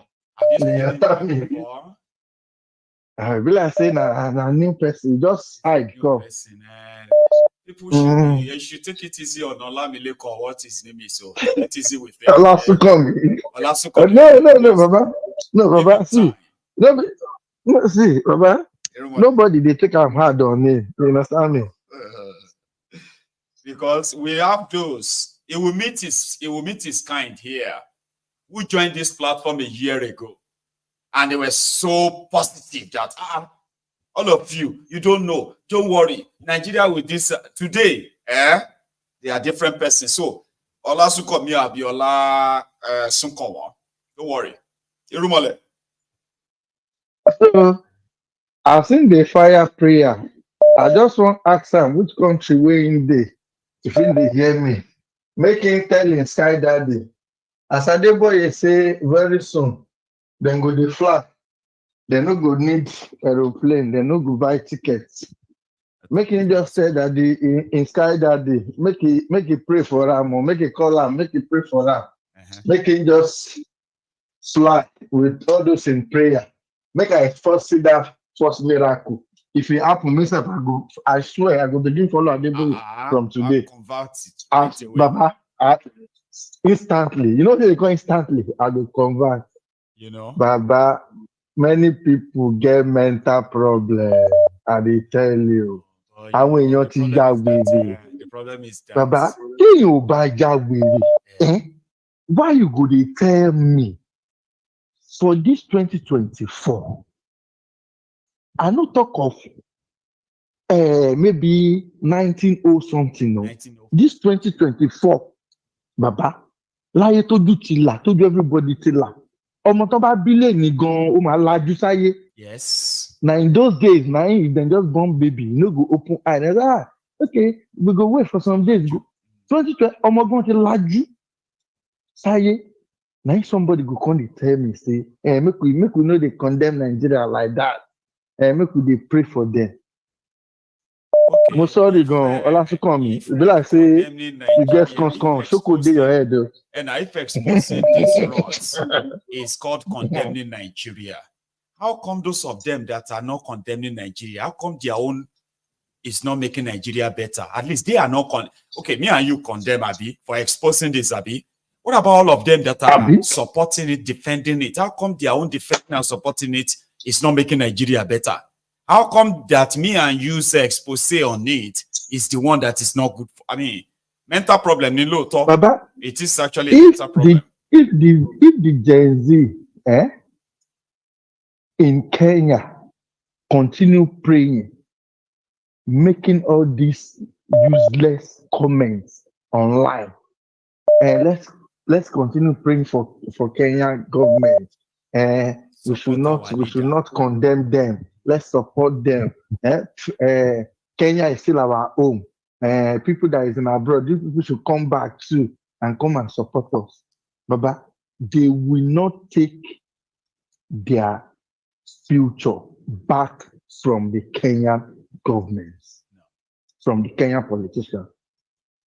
I talked about 2 weeks ago. I say I wish I be Kenyan. If you see as I the day I pay, if I dey work, make I dey watch anything we concern those Kenyans. Maiyegun, I beg, make I leave, make I just make I allow other people calling. My good sister, Charm. Now, it can't be like say all of them tell on herself, right? I thought Erumale would just be like, okay, and then I'll take another one. And that's exactly that's who came on now. Charm. Hello, Maiyegun. Hello there. Good evening. How are you? Very well, how are you? I'm good, thank you. Thank you for the work that you do. Thank you, ma'am. I'm going to be really quick. Two things, because I listened to your earlier broadcast. I wanted to call in, but I kind of missed it. I was just, I'll call in later. Then before I start, Olasukomi, Adewumi, you don't buy market. No, all right. No, people like that, you say, as long as Sukomi is not becoming unruly. Oh, no. I mean, Charm, no. 1 second, Charm. Listen, Olasukomi, right? This is a place where, indeed, even if you're an Agbado or a unity beggar from Nigeria, okay, you are still welcome. You will be healed here. We will cure you, okay? We've cured stubborn people without your kind of mind too. We will cure you. But while we are working on how to get you cured, you need to be very, very cautious, okay? Don't start throwing things or jibe around. Really nice and be much for people like you. And that's it. Charm, No, it's okay. He's not unruly or anything. It's just that he's coming with Go on. Yeah, so I just want to tell him, I'm sure he's listening, that take some time and go and review some of Maiyegun's earlier posts and things like that, so that you can get yourself educated. We're not here to tear down anybody. We're not like you just said, right? If it's by the sheer number of people who are wishing Nigeria well, then Nigeria should be on one of the top countries in the whole world. It shouldn't be the likes of me and you talking about the problems of the country that will put the country the way it is, that have set the country in the trajectory that it's in. It's not us talking. What we are doing is shining a light and telling people what they need to do. Like the earlier caller talked about Kenya and how they've been able to mobilize themselves. All of those people still ended. Some of them went to church at the end of the day, but they still hit the streets. They went to the churches to put their message out there, to get people buying into their protests and everything. Not that they needed to, because at the end of the day, whatever was happening was going to happen to every one of them. So don't come here on this platform and tell us to be praying. I'm in my 40s, for goodness sake. I'm a Catholic, and I remember in church when we used to pray for Nigeria in distress. I was a teenager when we were praying for Nigeria in distress, and Nigeria has never been in worse distress than it is at the moment. So when I was a teenager, we were praying for Nigeria in distress, thinking that our lives were not great, but we knew that it could be better. Look at us, 2024, almost 30 years later, and we're still praying. Is our own God silent? Or you are still being blamed for not praying enough? Or we're still being blamed for not praying enough? We should keep praying. I have nothing against prayer. You can pray as much as you want to, but there's sometimes you just need to roll your sleeves up, go out there and do the right thing. Prayers go out there and do the right thing. Fight insecurity. Prayers won't fix economy. People will do. Policy will do. The will to carry them out will do. They don't have all of that, but they want prayer. They swear for now. You just want to fold your hands and think that okay, yes, somehow something is going to happen. Yeah. If nothing has taught you, nothing is going to happen. These people are unwilling to let you go. You need to take the shackles off of your feet. You need to take the shackles off of your neck. Tell them. Okay, they're pressing you down. You're talking about prayer. We've been praying. We have been praying. People are still praying. Okay, but that's not what's going to set you free. You need to go out there and do what you need to do. Get the criminals out of power. Otherwise, you're wasting your own time. Wow. You will die and your children will still be talking about the same thing. Is that what you want? Those are the options that the Kenyans were looking at. Okay, even if I die today fighting on this thing, I'm dying so that tomorrow my children don't have to face these same options. They don't have to be in this situation. Okay, so don't come here and tell us that we're doing this or doing that or doing that. No, we're not. Nigeria well. We're not wishing Nigeria well. Now, listen, you have a druggie, okay, a certificate forger, a drug dealer, a Boko Haram supporter. These are the two people who are leading the country. The world knows what, that. But I am going to be the one. It is me exposing all this corruption that is now that is destroying Nigeria image. Is that not madness? It is pure and sheer unadulterated madness, because what are we asking? What are we saying to ourselves? What is the unintended? What is that message that you're telling your children, that you can be a criminal and you'll be exalted? Is that what you're saying? If for nothing at all, if not the shit job that Kolu has done so far, the fact that you have the likes of him, the likes of Akpabiole, and the likes of all the criminals that you have in power, that is enough. That is just enough to say, you know what? Enough of this nonsense. Just like you said, look at the lecturers. Those ones, they will now call them to come and do election, whatever. Then they will go. They will go and elect a criminal to come and lord it over you. You that you're supposed to be educated, even though you know everything about that man, and you still put him in power. How stupid can you be? How dumb can you be? And you want us to feel sorry for you. Your entitlements.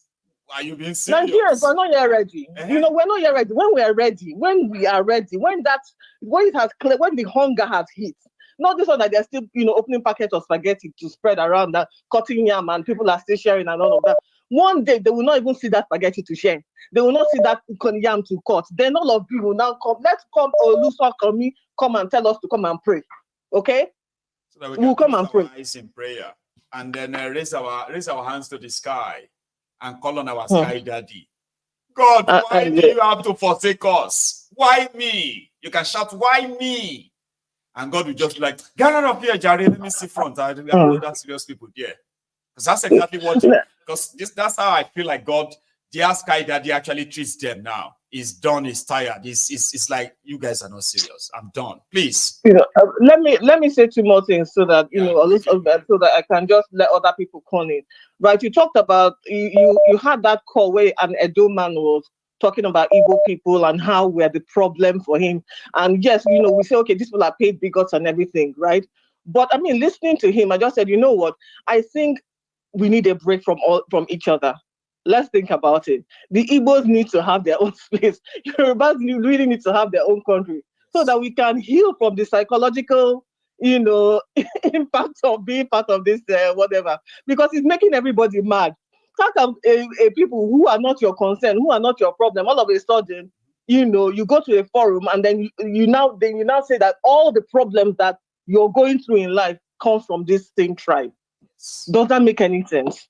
So maybe we need to prove to you that when I said, what do you call it? When I said that Nigerians, whenever you think about Nigeria problems and everything happening, I just don't understand why. I don't understand this problem anymore. Don't worry yourself, charm. Just blame. No. And then it's a natural again. It's almost like a natural thing. Like the Igbo people are like the whipping boys and the whipping girls of Nigeria. Every problem that arises in Nigeria. Let's not go. You don't understand what I meant by that, charm. Like some people, even you yourself, somehow you will have to sit down and think what I just said deeper. Like, why should everybody blame Igbo? Do everybody blame Igbos? Is that even real? When you now look around and you remember this audio you are talking about, you know it's real. I've seen it. And that's why I'm saying in Nigeria, just blame the Igbos. It's really crazy, and then just finally with regards to we need a break from ourselves so that we can actually, heal from the psychological impact of being in that contraption. Just to heal, maybe we'll all love each other. The Igbos will get to know each other. The ones that are lost, will find themselves. Right? Exactly. That the Yorubas, those ones who have been. We used to have all these Igbos, Hausas in. My God, don't go back to where they come from. And the Igbos will be like, you remember we used to have the Yorubas here in Europe. I say, I don't miss Yorubas, Sha. I miss Igbos, Sha. That kind of thing. We need to miss ourselves. Maybe we need to miss ourselves so that we can, we can come back together again. But for now, go back to their country, right? Miss ourselves. Exactly. Then finally, this is going on in Rivers State, right? I just feel like the people don't really understand what is happening to them. They are the ones that are losing in all of these things going on between Fubara and what they call it. There's nothing going on in the country, in that state. No new info, no new policy, no new nothing. Just Fubara and then what's it called? Fubara and we are doing this road now. Hey, thank you. We are going to fix this bridge now so that you can see that we are working for you. Human capital development, 8 years. There's no single civil service or civil servant promotion in Rivers State. 8 years. And Maiyegun, if nothing is going to change. Nothing is going to change. These two people will carry on doing this back and forth. Another election cycle will reach, and then we're back to square one. So I personally, watching all of this, I feel sorry for the people of Rivers State. They are the people that actually should sit down and think, what consequences all of this back and forth. We are the ones suffering at the end of the day. We are the ones, like you said, with no human capital developed. We are the ones that infrastructure wise, we're not going to be anywhere. I think the other day you said they had like 660 people who were going to be special assistants. Tell me, if you're going to pay 660 people, right, in one local government area, where is the money going? Where is any other money for any infrastructure development, for education, for any human capital development? Where is that going to come from? When you are paying 660 people, there's no money. That means that what is said indirectly is that you're not going to develop anything. You're not going to do anything, right? We're just going to be paying people so that Fubara and will say that, oh yes, he's in power. It's really ridiculous. We are the one now in charge. Wike is gone. Exactly. That's all he's doing here. I'm the one in charge. Trying to posture, I'm the one in charge. Meanwhile, nothing is going to happen in that state. And these are the things that Olasunkanmi Adewumi should be looking at. Don't talk about praying. People need to get up and get even people like Fubara out of there. They should get them out of there. They're not doing anything. And they will not do anything. Let me let other people call in a bit. Thank you, Cham. Okay. It's such a pleasure. Now I have another caller, and I hope this is Olasunkanmi though. Maybe not. Hello. Okay. I actually thought that, oh no, that's network. That time when you connect your WhatsApp, right? Then it's going to say connecting.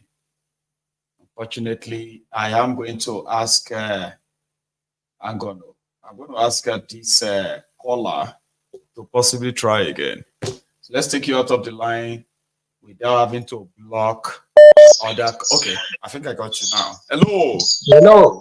Hello, sir. Maiyegun Baba. Yes, sir. How are you, my brother? I am very well, oh. Thank you so much, sir. Long time. This is Ola from Manchester. Ola from Manchester. Hey, I was thinking that, okay. Are you the same Olasunkanmi that is getting No. Hey, Mike, God forbid, though. That should be impossible. Okay. Saola, how are you today? How are you, sir? Well, in fact, I'm fine, thank you. I stumbled on the program because I went out, came back in, and then I quickly jumped in.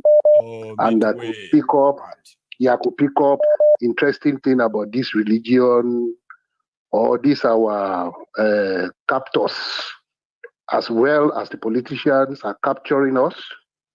The religious leaders too, they have captured a lot of people, able-bodied men who are supposed to go out there to go and secure their future and the future of their children's children, but they are still all hanging about their religious oppressors, who are the carbon copy of the political oppressors. They are not different. The only thing is that one is more violent than the other. You understand what I'm saying? I do. Yeah, that's just the thing. I mean, you are the leaders, you are flying, you are riding good cars, you are having securities, to security officers to protect you as you go up and down the country. But those who are coming to whatever program you're doing or whatever church you are, at various venues, they have to pray or they have to risk their life to come there. Kidnappers, you understand what I'm saying? Fulani terrorists and everything to still come and, so I don't even know what the problem is. Can the people not see things? To them. You see, despite people knowing all of this, they still flock to them in a way that, it is. Go on. I don't understand, but I think for somebody like me, even though I'm a believer, I used to be part of them. But the key thing is I'm not throwing away my sense. You understand what I'm saying? I'm not throwing away my There sense. are things that prayers will do for those who are believers. And they also know that there are things prayers will do. There are things that they would have to do themselves. Even if That's they have the to point, ask God for guidance. Please, God, I need your guidance. They still have to physically do them.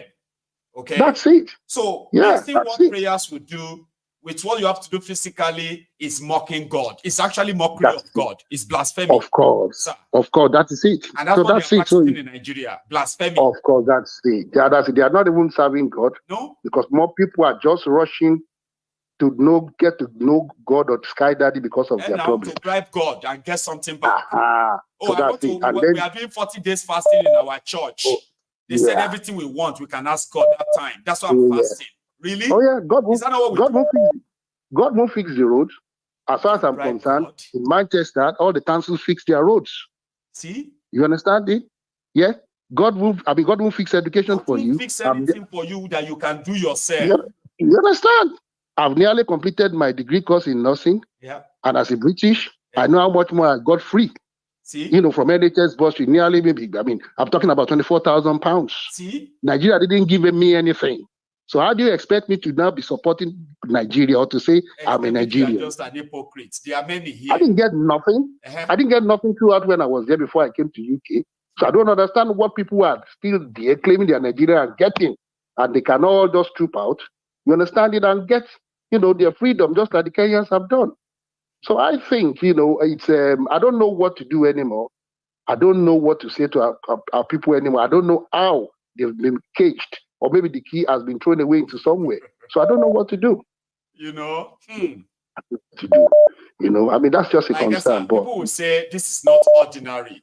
I have heard people say that all the time. That they are using juju on them. Yes, sir. I don't think so. It is not ordinary, so to say, if you see it that way. But it's not spiritual. It's not juju. It's not. It's not. Poverty is a very terrible thing, sir. I know. Poverty takes it's away. Poverty strips you every humanity in you. Yeah. To the point that the politicians in Nigeria who are supposed to empower their people, they weaponize that poverty. They know what they are doing. Yeah, they know what they are doing. People will be talking, and you'll be like, what could be the reason? They know what they are doing. Is it because they know what they are doing? They know what they are doing. You cannot speak the truth. You cannot speak straight. They know the truth. They know. They travel worldwide. They travel abroad. They see things how they are done. But when they go home, they don't want to replicate it. The election has just been done 2 days ago. Nobody died. Not even the dog or the cat died. And handover was done peacefully. No. So why can't they see that and emulate it? Already, some people are already harassing each other. Is it River State or where you showed us, or Edo State? You showed us yesterday. And I said on top what? Because that's their own election. Which kind of election? On top of what? People are not having blood. You are not posting pictures on social media and say help us. Which kind of election is that? You know what? Let's just leave it until maybe there is nothing to eat again. Maybe they're still cutting yam now into pieces to buy. Right? When there is nothing to eat again, maybe our people will wake up.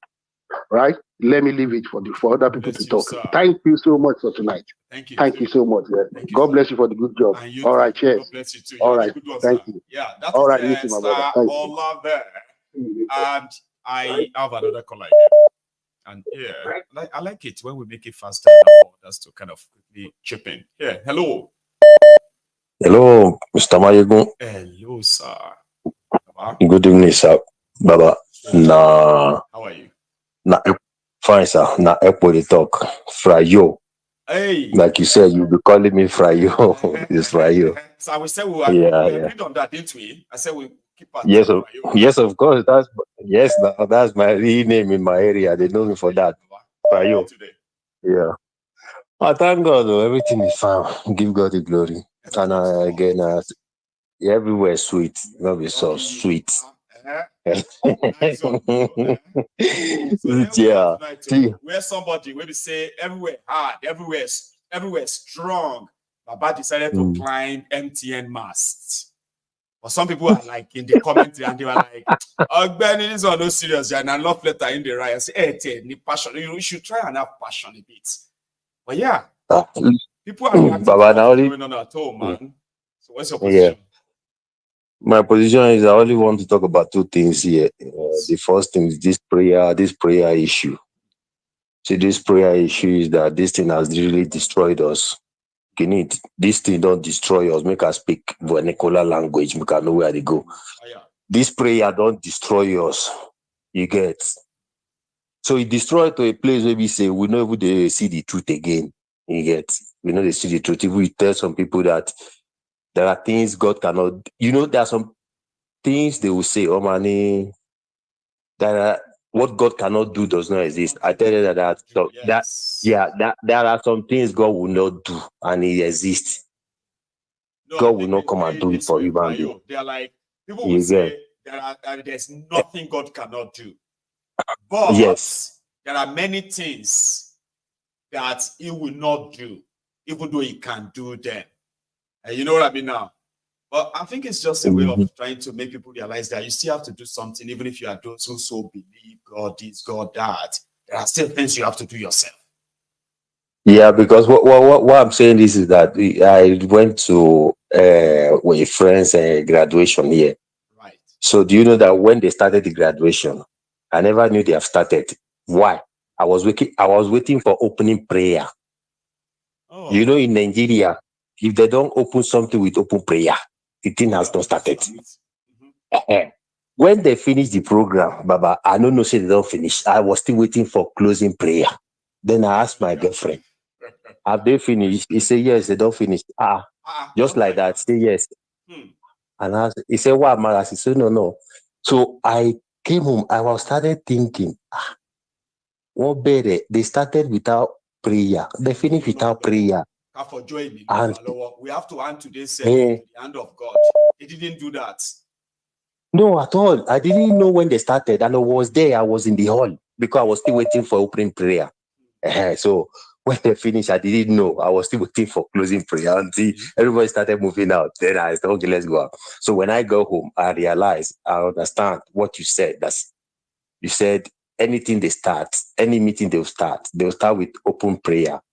Then in the middle of the prayer, in the middle of the meeting, they will lie to themselves.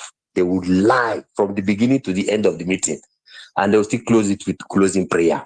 Thank God for the successful meeting. Yeah, thank God for success and everything they said. Or thank God, or tell God that everything they discuss here, may God help them to implement them. Baba, Heavenly Father, all these things we have decided today here, we ask for your wisdom and understanding that we can do them. So everything alive. So when I told my friend this experience, and I told him what I learned from you, that why is it that when they start meeting, they will start opening prayer, and they will end it with closing prayer, and everything they say that even when I was still in AD, in that political life, when I was in AD, right. I remember normally we start with opening prayer, we finish with closing prayer, and everything we go to tell people now, we now start thinking of how to deceive, how to lie. So I brought all those things to this. My friend was like, "Hey, Western world, the Western world your eye don't open. So leave us like this." So when I send sometimes I share your videos and all stuff. My friend tells me that we don't like watching Maiyegun because it makes us angry. And we see the reality and we don't want to see it. So the more we see it, the angry we become. So Mama send the cinema. The guy told me, Mama, don't send it to me anymore. I don't send him anymore. Yeah. So the last one I want to end is this revolution, Baba. This is the most important one, I believe. I wanted to call you this afternoon. To my own point of view, this revolution, I think it has to start between us, because Nigeria issue is about light and darkness. These are two things are fighting, light and darkness. And when you say sometimes, you say in the internet, in the social media, they throw blue, they throw this and that. So it is time to bring it, if it's possible, to bring it to physical, because we have to start it within ourselves. Because these people, these evildoers, they are no more than the good people. They are no more. They are no more than the good people are. Yes, but the fear. So the thing is that it's between light and darkness.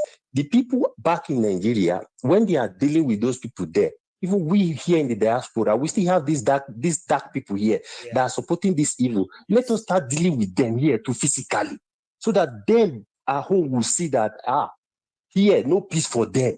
Then definitely those people maybe in Nigeria they will take it up to themselves also. Because these people, this is I don't know. That's all my contribution concerning this revolution. That's it. There are some rule of nature that usually once it kicks off, Baba, there are those you see today who are currently outspoken, like they're like loud. You see them out there simply because the system is so divided. People are so divided and all of that. So they can hide behind bigotry, tribal this, religious that. You see, when nature is ready to take its course, okay, when these people are going down, some of these people will deny them. And majority of them that you see abroad as well, they will be like they never supported these people.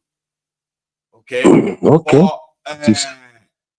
I drag them like this guy. What's his name? This or mockery.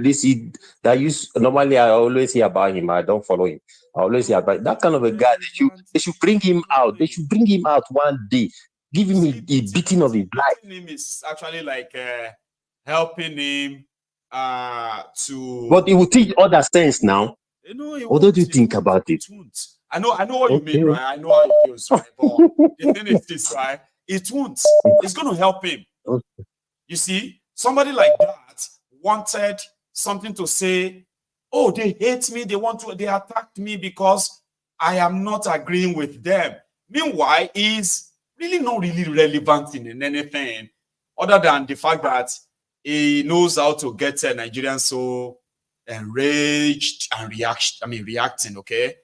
You see, even like Reno, beating them or even like we're laying them on the street is like I feel like to sustain that clouds. No, that's what I just feel. Break one of his leg and let him stay like that for his life. He will always remember that. I know. And he will know who did it. They will break in one of his legs. Then the other will learn. Don't do that, please. Okay. I rest my case. So kind of suggestions like please don't. All right. Okay. Change anything. But you know what I think will change a lot is the fact that the day that the entire establishment will collect people like Reno and the rest of them, all right, they will be in the trash can of history. Amen. But these guys Amen. need to Amen. first. I wish to. Now that establishment, they kind of make people like that. I promise you. In a serious one, you won't see people like them anymore. Right? May God help us. Amen. Okay, now thank you. Ayo, take it easy, Baba. Yeah, Baba. People blow the boy like the hearts. But one thing is this: violence is not something that actually resolves anything. I know a lot of you believe that.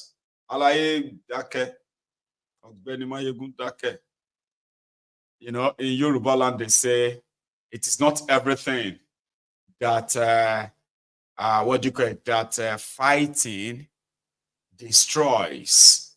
I know be everything. Peace, the fix. But I kind of love tactical fight that is not totally physical.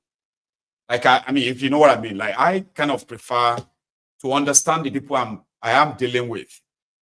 When they expect me to become violent, I can choose not to. I actually don't like violence. Okay, so I can choose not to, and I can still deliver a very fertile blow on them, right? Without having to be that physical. I know this may sound strange to some of you, but violence doesn't really resolve anything. Okay? Except for those who believe that if violence have to be like violence for violence, violence for violence will only kind of make the side with more violence to feel sort of to feel good about themselves when they manage to use their violence to suppress the lower violence. Okay, or it builds resentment. You know what is called resentment, right? Where people just feel like you defeated me because you have more violence than me. Or you can defeat people with all of that, what they say they have, and you defeat them in a way that they will not have anywhere with that to regroup and fight back. I like that. I want this establishment destroyed.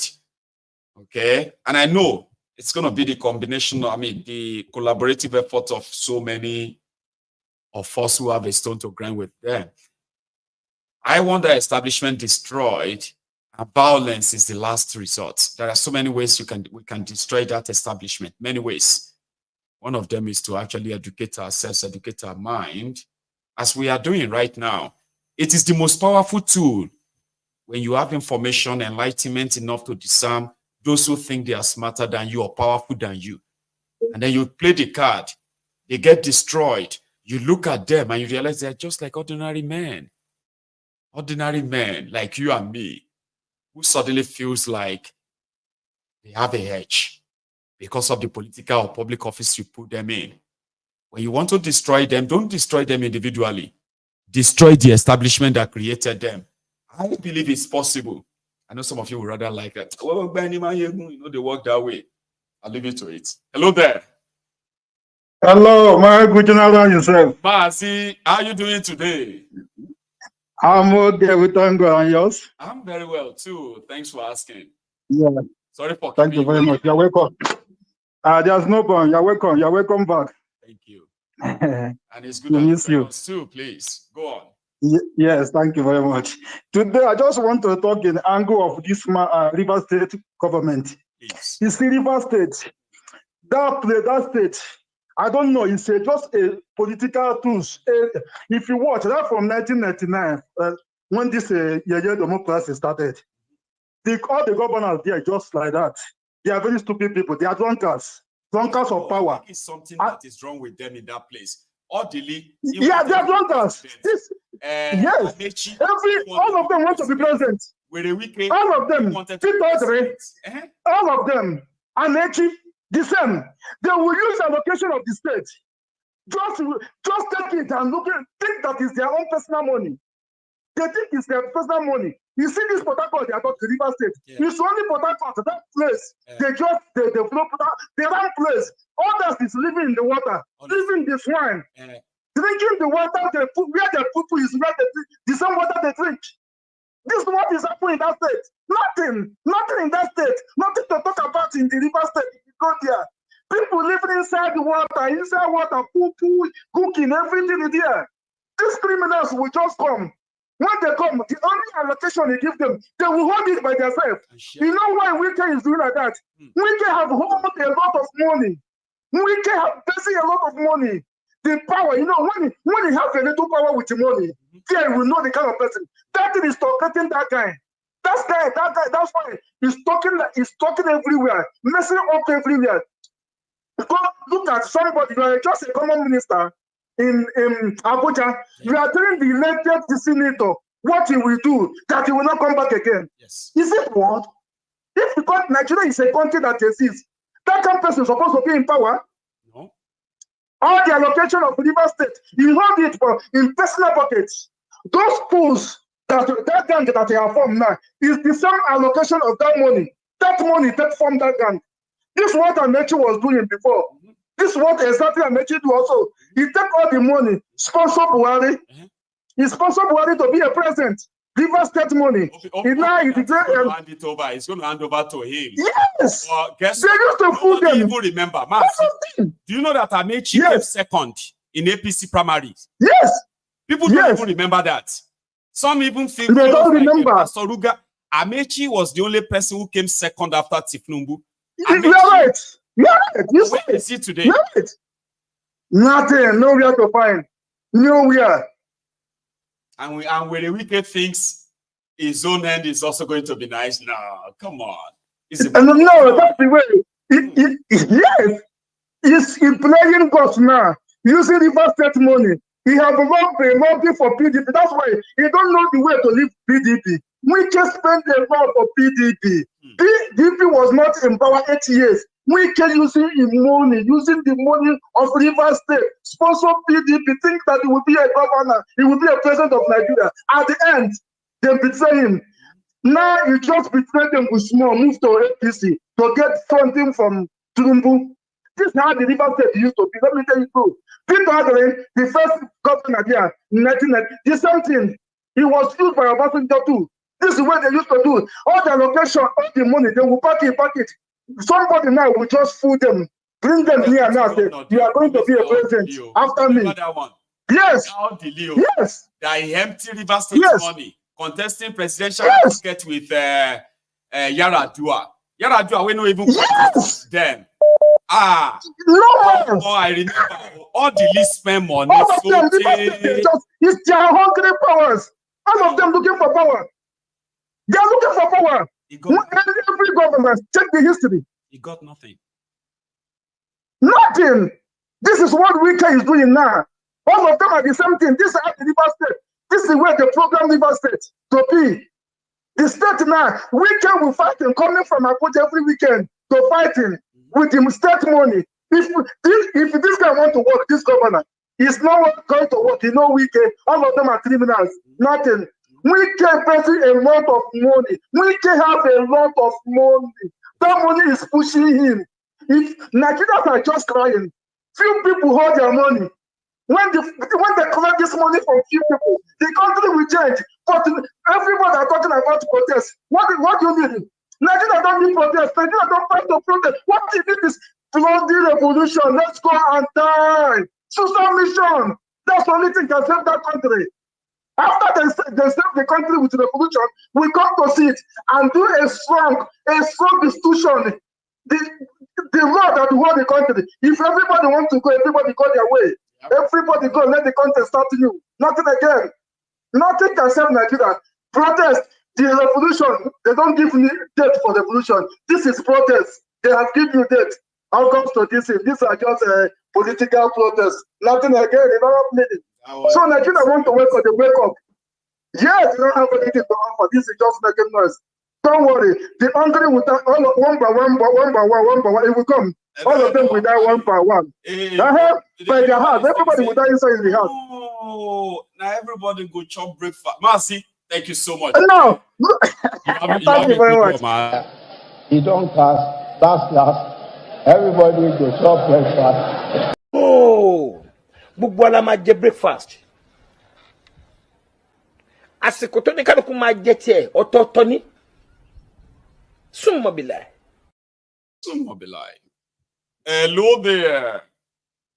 Hello. Yes, sir. This is Mark from Manchester. Mark from Manchester. How are you doing today, Baba? I'm fine. Grand. Yeah, like I asked the other time. Are you not depressed with all these things? Not depressed, but I could be exhausted. But sometimes I just feel like it's what I have to do. But sometimes just because you ask, okay, and being honest with you, right? There are times that I have so much. I've seen so much that when it is time for me to put them together so that I can come here and share them with you, I could just be staring at my phone, be staring at my screen, and everything will just disappear in my head. I will just be there like this for like an hour. And that's the moment we know that I am loading myself with so much that if I have no way of offloading them, I will have a problem too. So you see, the best for me is to kind of always try myself and offload them. There are many. So I'm kind of beyond that, being depressed about it now. I am tired. Yeah, because from what I can see, I don't see anything changing because obviously the so-called oppressors, they follow the news. I believe some of them are here in your forum. They're listening to you. Even some of the DSS guys, they will be monitoring your channels. They listen. They pick all those cues. Maybe once in a while, they sit around, they discuss. You know, they follow. Especially if they read that my title and what I'm about to talk about, I'll be like, oh, he wants to talk about. They are here. They are listening. They're here. So don't. They are here all the time. They are every online networks. Platforms, exactly. They're there. So they don't. Yeah. So they don't want to pick up because what they're trying to do, they want as much as possible to prevent people from being very motivated to go out there and revolt against the government. So they will try as much as possible to engineer all sort of bigotries, all sort of primordial sentiments. They will throw in the spanners, and they will just do anything just to prevent. Yeah, in every group and kind of create some level of divisions and doubt here and there. They work in some places, they don't work in others. But yeah, I kind of acknowledge them too, Mark. Yeah, so they will never, that's why many of them will be here and they will never press like. So they'll just be there. You just because they don't want. Yeah, so that's it. So for me, revolution, revolution is a spontaneous thing.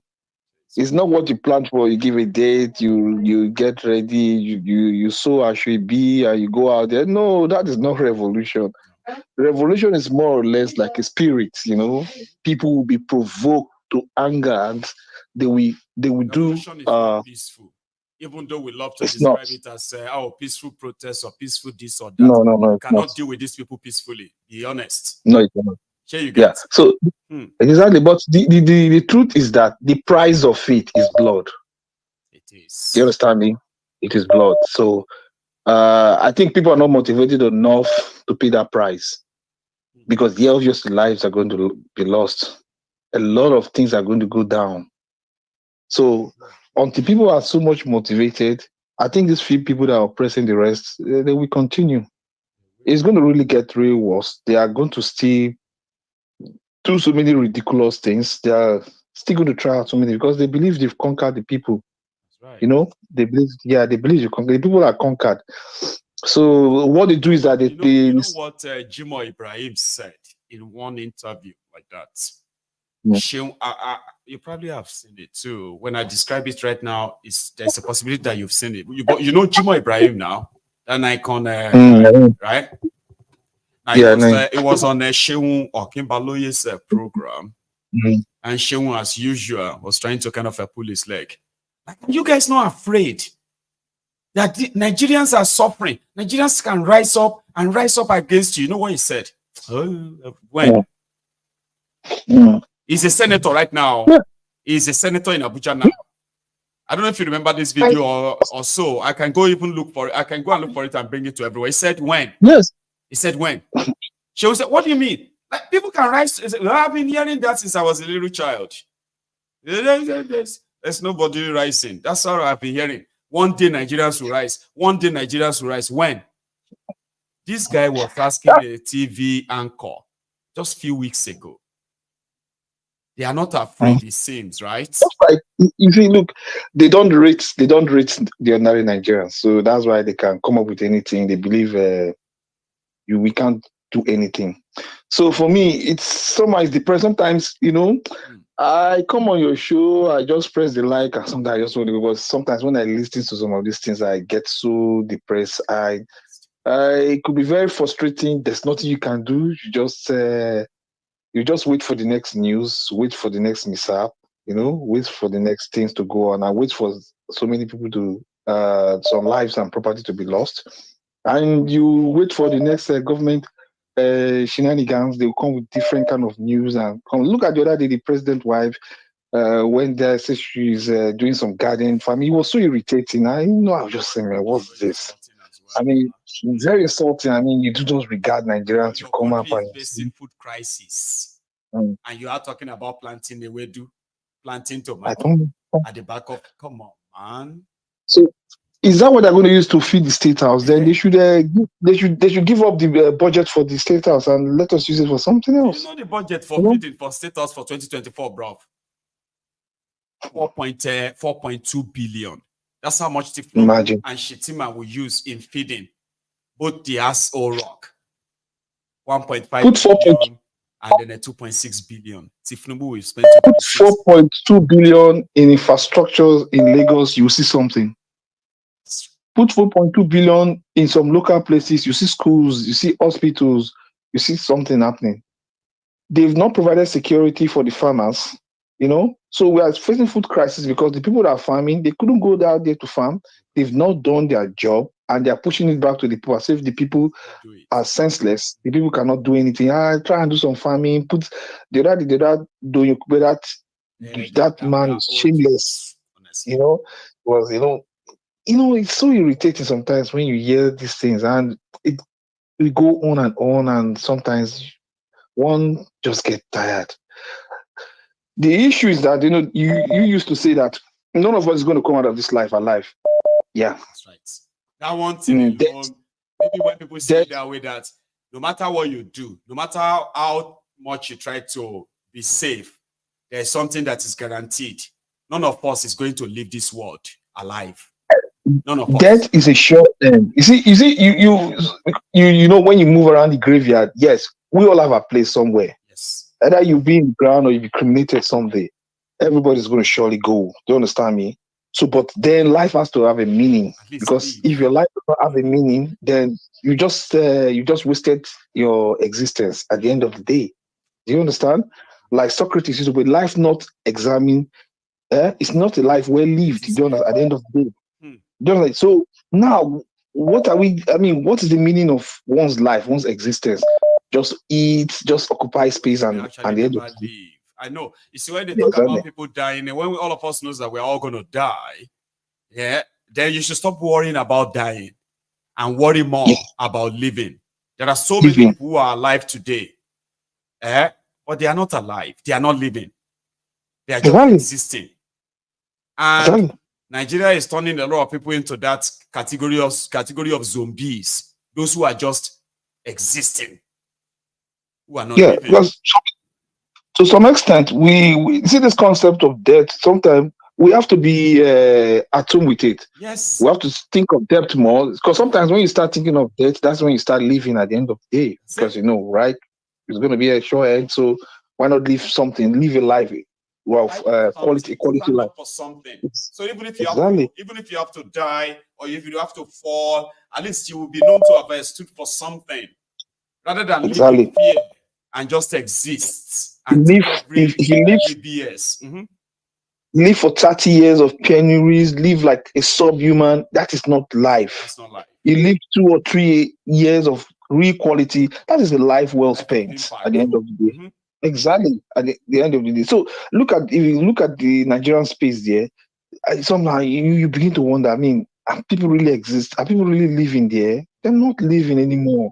Just a few greedy folks, just like it has been since 600, 800, when people were enslaved, some of the elite collaborating with those imperialists, enslaving the rest. That is still the same thing happening. The format still did not change. We have just some few politicians enslaving the rest. Exactly. So it still has not changed. Just some few people, some few prominent family, few people that have always been in corridors of power, that just there. The rest families, they are just there living in penuries, suffering, and and they are completely being brainwashed, being lied to. And that's the power of narrative, which one of things you are trying to do. You're one of those people that are trying to now actually how will I put it now? You're trying to now, is it change the narrative, or try to even question some narrative? Because while growing up, we are fed with some narratives. Do you understand me? Because I used to say the mind is a very potent aspect of every human. And it could be a very dangerous aspect, because it depends on the kind of narrative that is fed to the mind at the end of the day. Because from those narrative, you will form your paradigm. From those paradigms, then that's the way you see life. And the way you see life is the way you're going to approach life. And that's the way you're going to act. We see life from different perspectives. No two persons have the same reality. We have different realities because the way we see life. Do you understand me? Right. So at the end of the day, some narrative has to be questioned again, because sometimes we've been fed with some faulty narrative filled with flaws, especially some religious narrative. At the end of the day, we need to question it at the end of the day, because some of those things we just accepted and we didn't actually question it. Mark, the problem there is that we come from a place where people consider asking questions as indirect condemnation. So therefore, when you ask questions, sometimes they will ask, "Why are you asking?" And you'll be like, "I just want to know." You don't have to know everything. Leave it alone. Or are you trying to condemn it? I'm not condemning it. I want to know.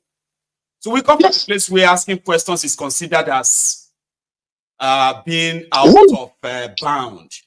But we need to stop, like you said, right?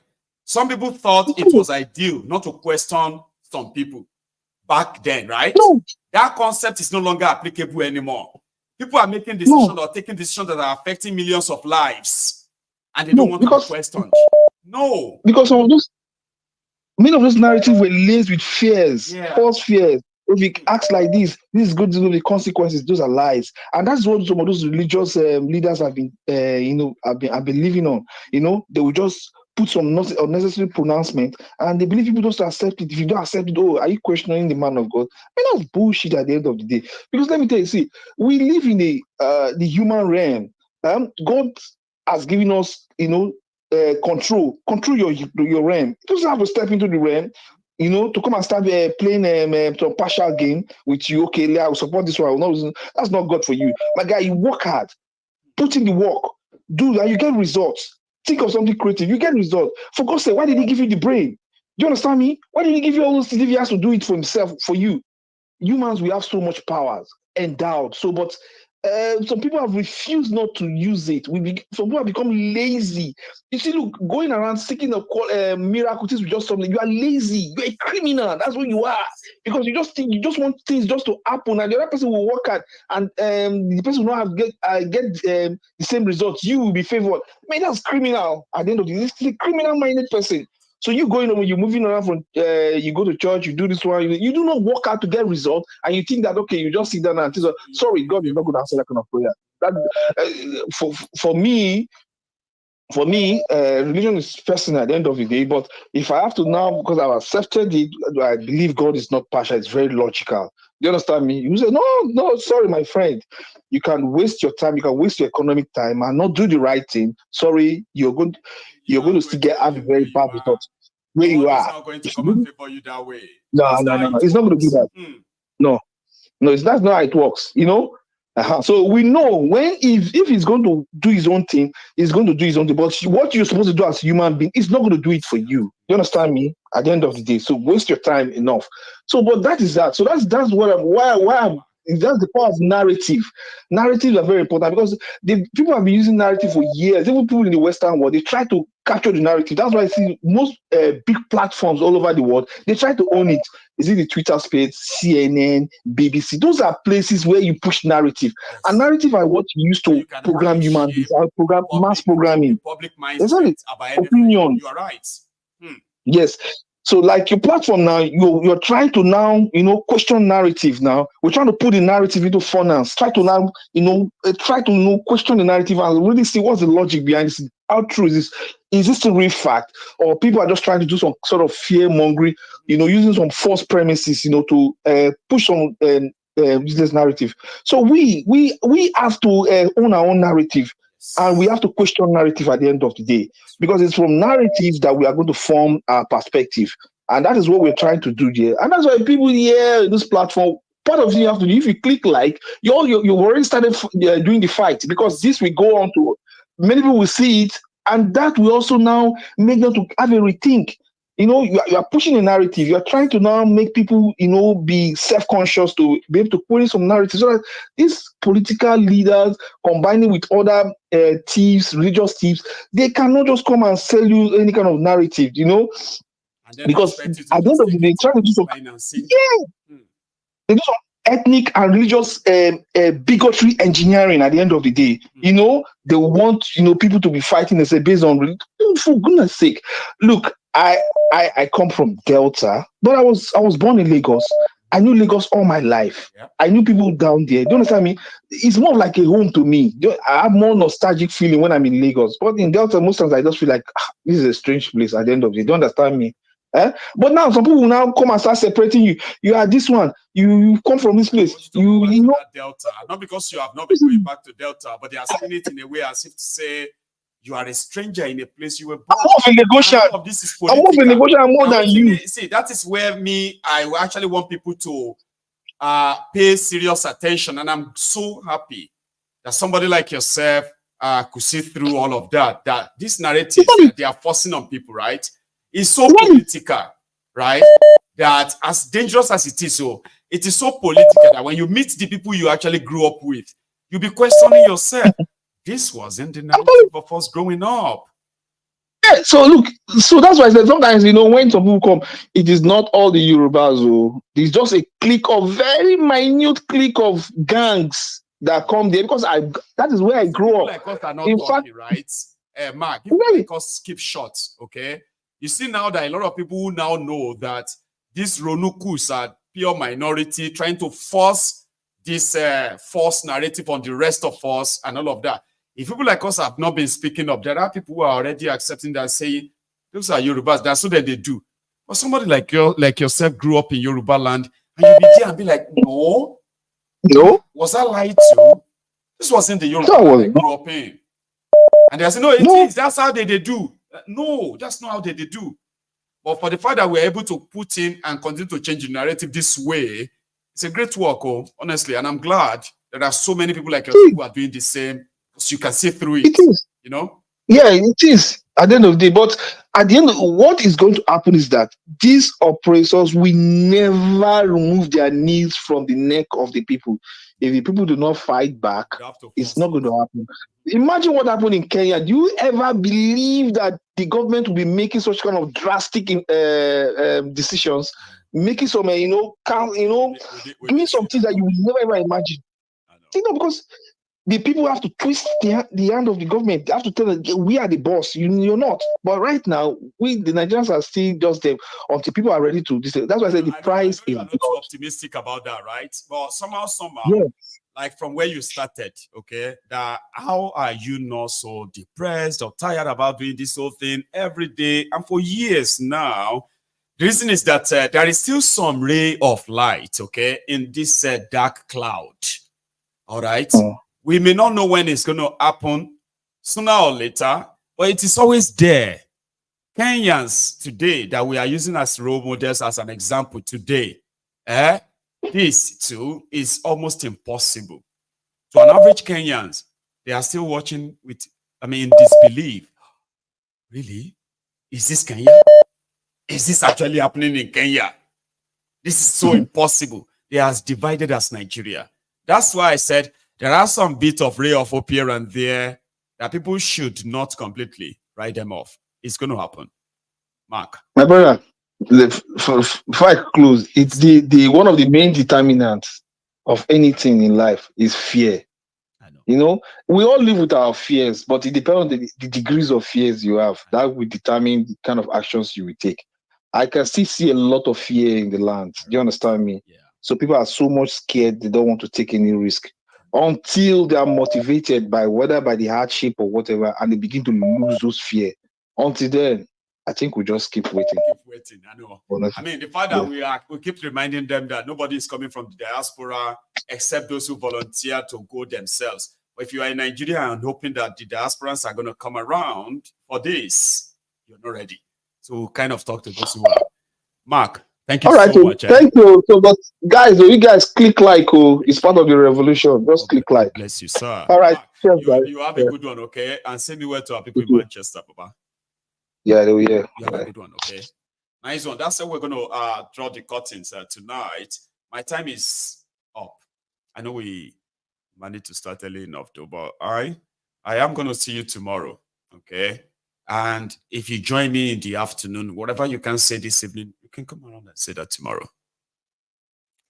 Enjoy the rest of your evening, okay? And good night from here.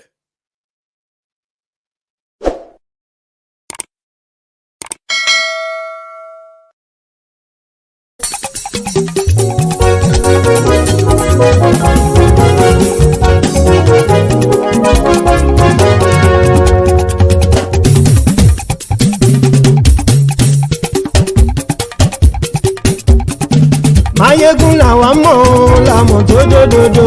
Maiyegun Diary, Maiyegun.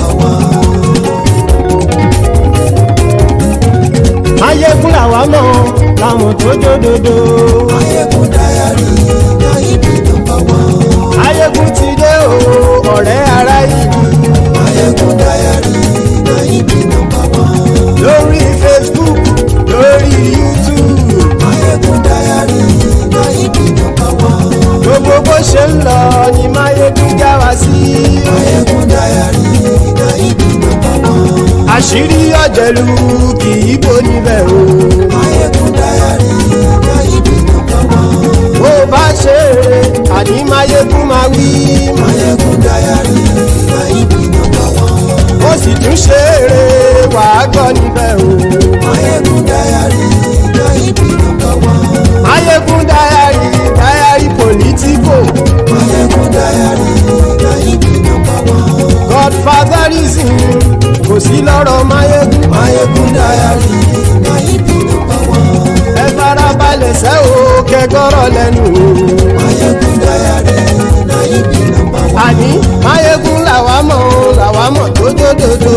Maiyegun Diary Naibi number one.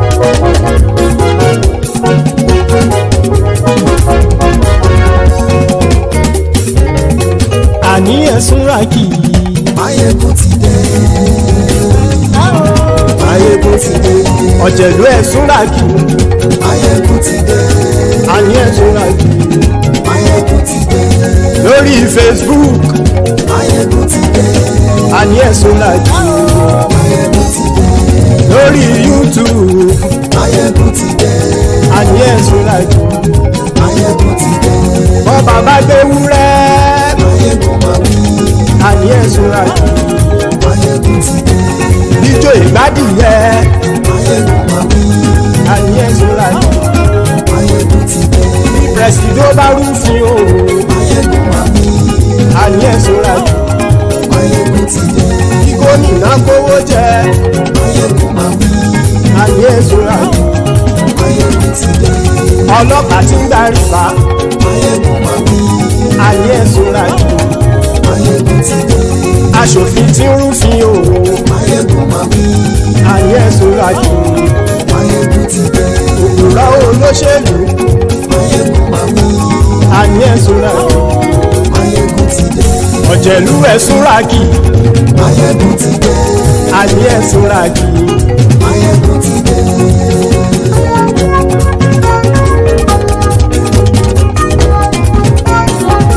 Maiyegun ti dé. Gbogbo ọ̀jẹ̀lú ẹ̀sùn rákì. Maiyegun ti dé. Gbogbo ọ̀jẹ̀lú ẹ̀sùn rákì. Ṣùgbọ́n ní bá ti ṣe èyí tó yẹ kí wọ́n ṣe, ọmọ bá dèrò ní fi wọ́n níran o. Maiyegun ti dé. Gbogbo ọ̀jẹ̀lú ẹ̀sùn rákì. Maiyegun ti dé. Gbogbo ọ̀jẹ̀lú ẹ̀sùn rákì. Ṣùgbọ́n ní bá ti ṣe èyí tó yẹ kí wọ́n ṣe, ọmọ bá dèrò ní fi wọ́n níran. Wọ́n fowó bẹ́ẹ̀ o. Maiyegun ó sọ pé wọ́n ò fẹ́ bẹ́ẹ̀. Wọ́n fowó bẹ́ẹ̀. Maiyegun ó sọ pé wọ́n ò fẹ́ bẹ́ẹ̀. Oníkan ṣáàtì ṣe èyí tó yẹ kí wọ́n ṣe fáwọn ará ìlú tó gbé wọn débẹ̀ o. Maiyegun ti dé. Gbogbo ọ̀jẹ̀lú ẹ̀sùn rákì. Maiyegun ti dé. Gbogbo ọ̀jẹ̀lú ẹ̀sùn rákì. Ṣùgbọ́n ní bá ti ṣe yìí tó yẹ kí wọ́n ṣe, ọmọ bá dẹ́rọ̀ òní fi wọ́n níran. Kì máa yí ṣeré, ọ̀rọ̀ yìí kì í ṣẹ̀fẹ̀. Kì máa yí ṣeré, ọ̀rọ̀ yìí kì í ṣẹ̀fẹ̀. Ẹni bá ti lè lẹ́bọ̀ lẹ́rù o, ọmọ bá dèrò kàṣàyè tú wọn síta. Maiyegun ti dé. Gbogbo ọ̀jẹ̀lú ẹ̀sùn rákì. Maiyegun ti dé. Gbogbo ọ̀jẹ̀lú ẹ̀sùn rákì. Ṣùgbọ́n ní bá ti ṣe yìí tó yẹ kí wọ́n ṣe, ọmọ bá dẹ́rọ̀ òní fi wọ́n níran. Tẹnitẹni ọmọ Maiyegun ọ̀rẹ́ ara ìlú mọ̀mọ́ ni mo fọlọ́hún ṣọ́ ẹ̀ bá kìlẹ́bù. Lóòótọ́ olódodo ìlú ọ̀tá ìlú mọ̀mọ́ ni ìwọ ṣá máa ń ṣọ́ra kò sì mọ́ bẹ̀rù. Bọ́tà ń lè rí bóníṣègùn lé káwọn mọ̀mọ́ fi ṣera wọn ni ó ti dẹrùn tí wọn ò gbọ́dọ̀ sì mọ́ bẹ̀. Èèpo ọ̀bọ lọmọ bá dérò tàjẹ́ ò gbọ́dọ̀ jẹ́, ó ti jọba lórí àbínú ẹni kò sì mọ́ bùyà. Àìsíwọ́lu ní ẹnìkẹ́ ìgbódì ẹyin lábàrá o, ó kó ẹni tó bá dán o àkàmù. Maiyegun ti dé, gbogbo ọ̀jẹ̀lú ẹ̀ túnra kì. Maiyegun ti dé, gbogbo ọ̀jẹ̀lú ẹ̀ túnra kì o. Ẹni bá ti ṣe èyí tó yẹ kí wọ́n ṣe, ọmọ bá dèrò òní fi wọ́n níran o. Maiyegun ti dé, gbogbo ọ̀jẹ̀lú ẹ̀ túnra kì. Maiyegun ti dé, gbogbo ọ̀jẹ̀lú ẹ̀ túnra kì. Ṣùgbọ́n ní bá ti ṣe yìí tó yẹ kí wọ́n ṣe, ọmọ bá dẹ̀rọ̀ òní fi wọ́n níran.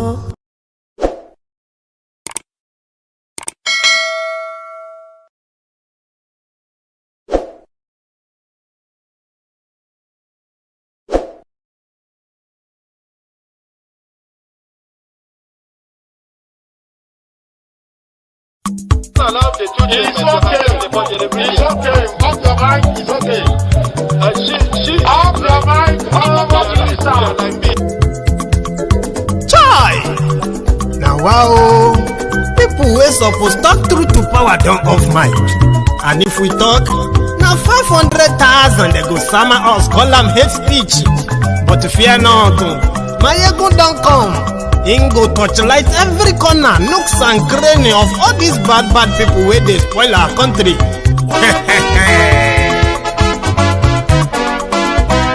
So my people make we laugh, yo yo. Maiyegun don't come, oh yo yo. My people make we shout, oh yo yo. Maiyegun don't come, oh yo yo. Maiyegun don't come, man of the masses, oh yo yo. Maiyegun don't come, oh yo yo.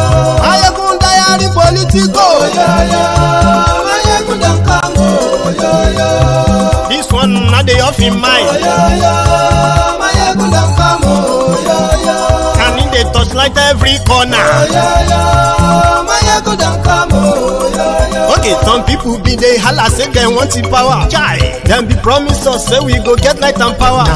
Them hustle sote they can't get the power. But now they know they do anything with the power.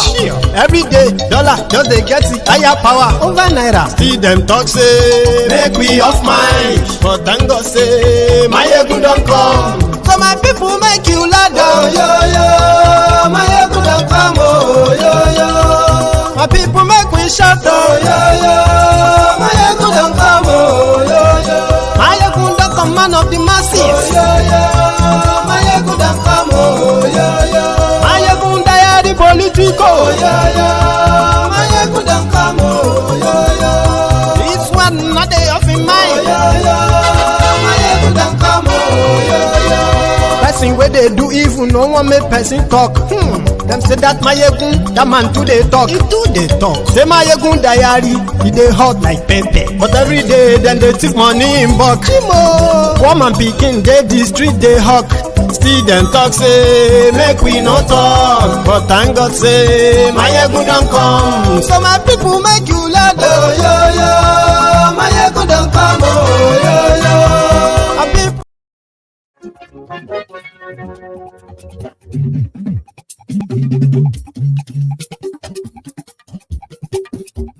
Hello there.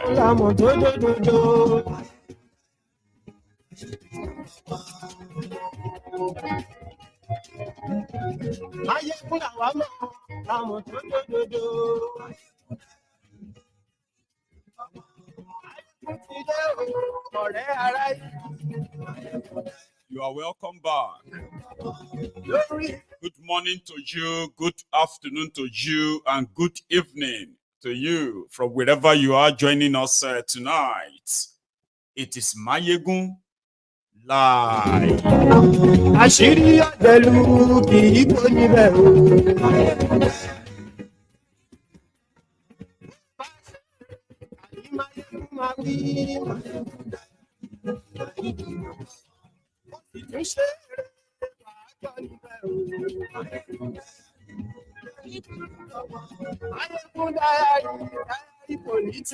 Please read the caption of the broadcast as usual, the description as well, and share it. Invite your friends, invite your not so friendly friends. Tell all of them Maiyegun today.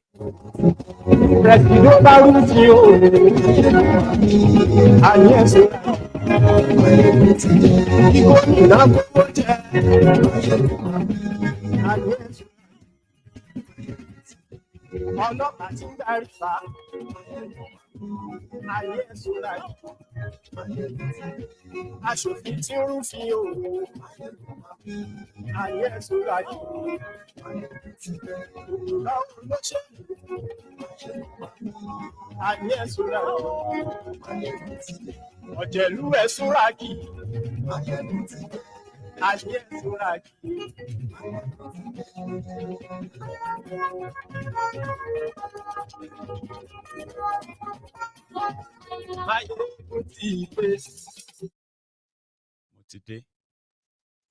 Today again. So thank you so much for joining me once again. But now we are just going to go straight into it. Today, a young man who has become more like frustrated is done. Decided to stage a solo protest in Abuja. And the protest is because of the hardship in Nigeria. You saw the video earlier. Well, I have an extended one for us tonight, but this is the story behind it.